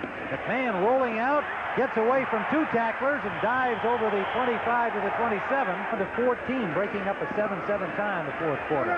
Marjoram fielding another low ball has the 1st down, it would appear, at the 31-yard line. It'll be close. On 2nd and 5, He does have the first down. Notice Jim McMahon's hand. He had a big scrape on his hand before the game started with all scabbed up and down his hand, and he was hoping that he wouldn't break it loose. But, of course, especially on the artificial surface, you're going to do that. But I'm sure he's not going to worry about that much, and I'm sure that the Bears are going to go to strict ball control now. Short passes, a few runs with Payton, a mixture of Suey trying to eat up the clock. 8:53 left in the game. First down from the Bears 31. Suey gets close to the 35, a gain of about 3 yards. The Bears' entire starting lineup is still in there with the exception of Willie Gault. Payton has had a few rests. Suey went out hurt but came back. Payton's got lots of room. To the 40-yard line of Tampa Bay. Ivory Shelley forced him out. They'll spot it at the 39. 26-yard gain for Walter Payton. And it was easy as they got to the outside. Nobody to contain on the outside. Matt Suey. There's the block by 79 Brecker and Matt Suey, number 26. And then it was just a foot race as Payton goes down the sideline. Sully had the angle, knocked him out of bounds, but Payton's going to head for that 100-yard mark. He's 13 for 93, so Sweetness is going to get another 100-yard game before this one is over. Boy, he's something else, isn't he? Of course, he had some great blocking on that one. First down at the Tampa Bay 39. They come out in the I formation. Moorhead set up on the wing right. Marjoram and McKinnon the wide receivers. Willie Gault has not been in since his last drop. Walter Payton inside the 30. What running. Hugh Green made the check it. Jeff Davis, 58, made the ankle tackle. You talk about instinctive and smart running. Payton on this one played off the block by Suey, 26, who hit Washington, and then made a great move on Castile. Now watch 26 hit 51. Payton waits for the block, fakes in, cuts out, and then he cuts back in on Castile, 23, right here. I mean, you can't do it any better than that, folks. You can't. 102 yards on the day for Walter Payton. 14 carries. He and Wilder have just been brilliant in the running department. Wilder had over 100 in the first half today for Tampa Bay. 38-28, 7 minutes to play. Bears on the roll here. Suey almost lost the ball. He did.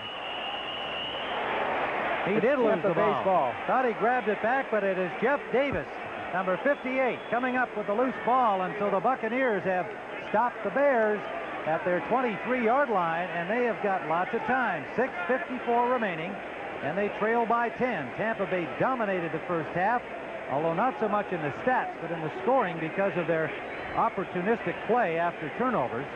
And then in the second half, it's been all Chicago. You talk about a gimme.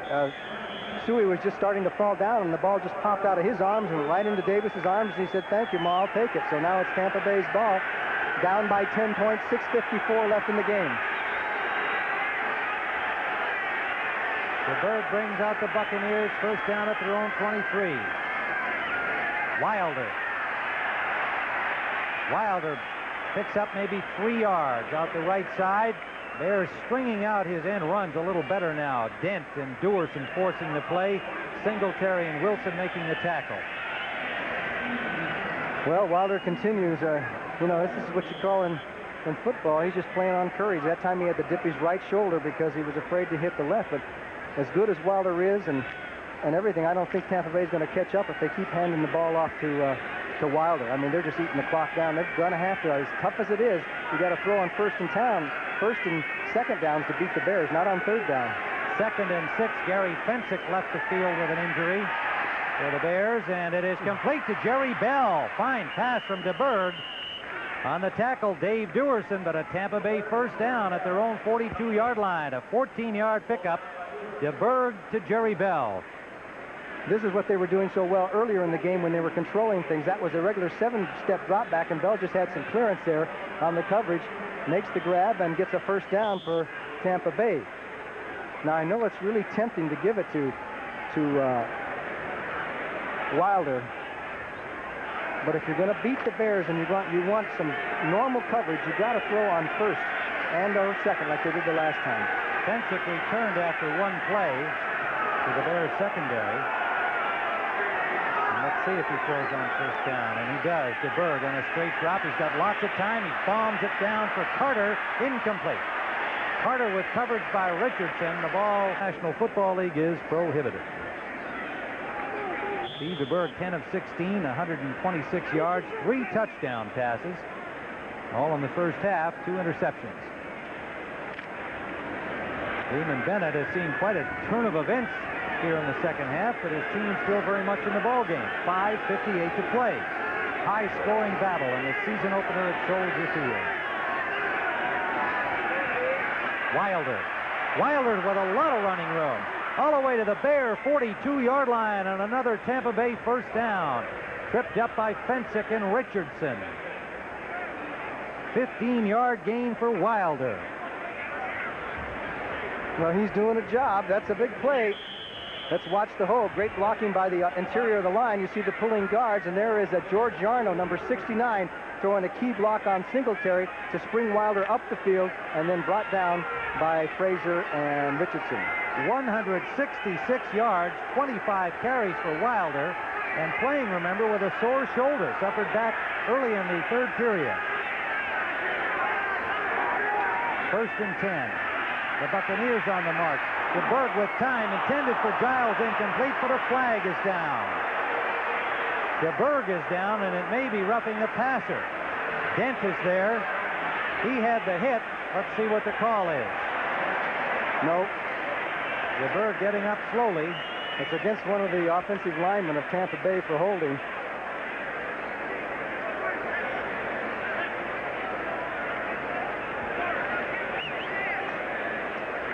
One thing that DeBerg has not been able to do is to get it to Jimmy Giles much today. Holding, 62 offense. 10-yard penalty.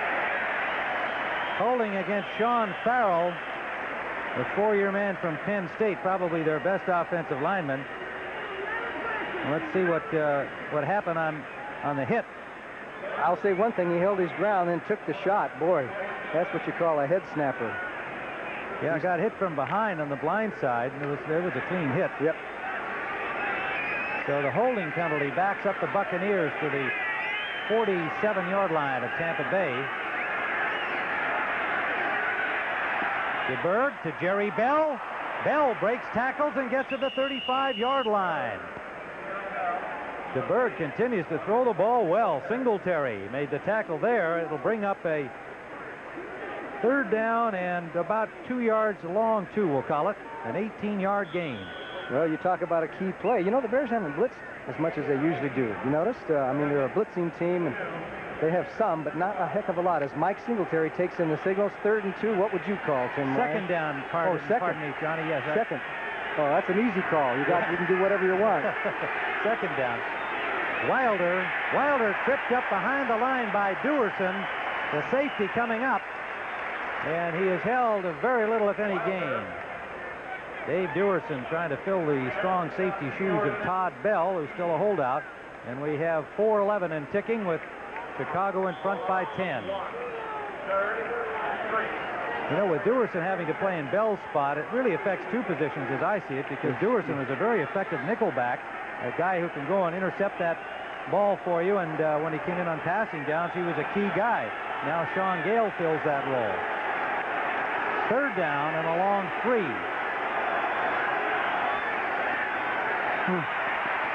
Oh! Jerry Bell dropped the ball in the open field. Jerry Bell, who has made some tough catches today, a little eager to get upfield on that one. Hampton to 3. All right, 4th down here. Play action rolling out, and they pass it to Bell, and he has the first down. Well, Jerry Bell quickly makes up with a first down play inside the 30-yard line. So the Buccaneers are rolling with 3:27 and counting. Now they've got to get one in the end zone in a hurry here in order to leave themselves enough time, certainly the 2-minute, get the ball back and have a chance to either force overtime or score the winning points. An interesting call, one of the few rollouts for DeBerg. You know, he doesn't roll out all that much, and that time when he did, he had all kinds of room out there. The Bears' pass rush has been designed because he's a pocket type of passer, so it's a good call. 73 yards on 6 receptions for Jerry Bell. He's been a key figure today. Lots of time for DeBerg. Hits Gerald Carter. Shakes off the tackle of Marshall. Out of bounds, close to the first down marker. Wilbur Marshall, the linebacker, gave him a little shot when the ball arrived, but didn't hold on. So Carter turned it upfield for a 9-yard gain. Okay, Mr. DeBerg. Straight rush by the Bears. 4-man, no blitz. A double team there on McMichael. And you can see the pass out there. Good catch. The Bears bring him down as he busts the tackle, goes knocked out of bounds. And it'll be interesting to see if Tampa Bay, they're going to be faced with a field goal or a touchdown here sooner or later. Second and less than a yard. 2:50 to play. DeBerg. Whoa! Richardson nearly had a pickoff, and he had nothing but daylight intended for Gerald Carter. Third and less than a yard into the fourth period at Minnesota. And all kinds of fireworks. Here's Wilder on third down. He's got the first down, but he's now dropped. Will they give him that forward progress, or is he still moving? They're going to give him the forward progress, I believe. He had the first down, or very close to it. No? Short of they're going to spot it at the 21. Singletary finally made the tackle behind the line of scrimmage, and he is not yet up. And so it'll be fourth down and about a yard to go when we return with 2:25 to play.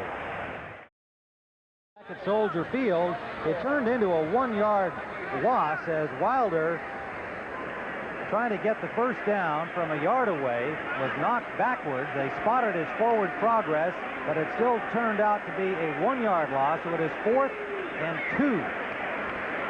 And they have sent in the field goal unit, Donald Igwebikwe from Nigeria, and Clemson. His first attempt as a pro. Didn't have any opportunities in the preseason. The man who beat out, Obed Ariri, did the field goal picking. And he hit the goalpost. He hit the upright. Igwebikwe hit the upright. A 38-yard attempt. And so the Buccaneers are up against it. 2:20 remains, and they trail by 10 points. Well, an inauspicious beginning as he hits the upright, and really not much left for Tampa Bay now because aside from missing this field goal and being down 10 points, they only have, I think, one timeout because they had to use a couple of timeouts throughout the second half because of confusion as to what they were going to run. So the Buccaneers are in big trouble after a very spirited effort here. They played a heck of a football game.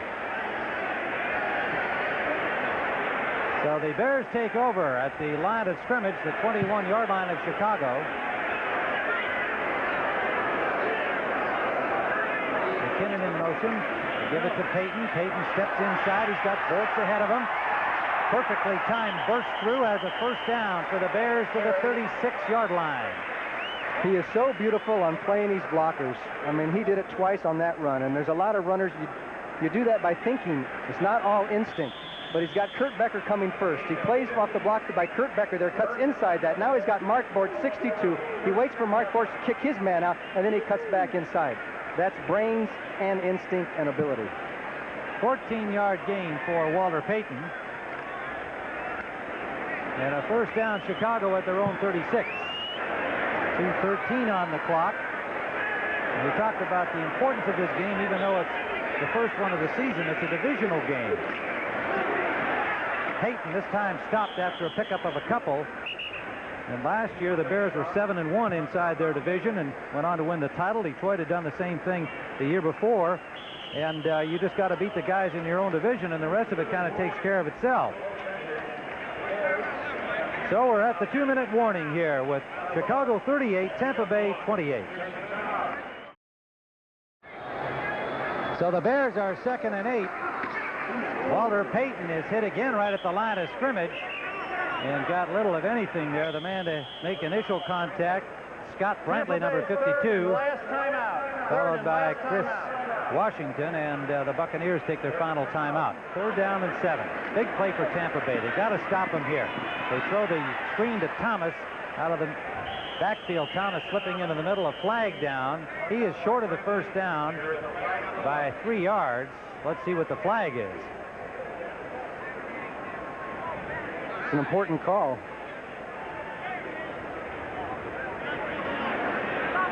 Well, Mr. Barth's microphone a little bit on the blink there at the moment, and that is an ineligible receiver signal that he gave. Well, Tampa Bay will probably decline the penalty. 78 and 62 were downfield illegally on the forward pass. Penalty refused. 4th down. Well, that was just a little miscue there where the offensive linemen were downfield where they might be in a position to block on the run, and they were called for being ineligibly downfield on that little dump off to Calvin Thomas. So the Bears will have to punt. 1:46 remains for Tampa Bay to come up somehow with 10 points and force overtime or 2 touchdowns and win it.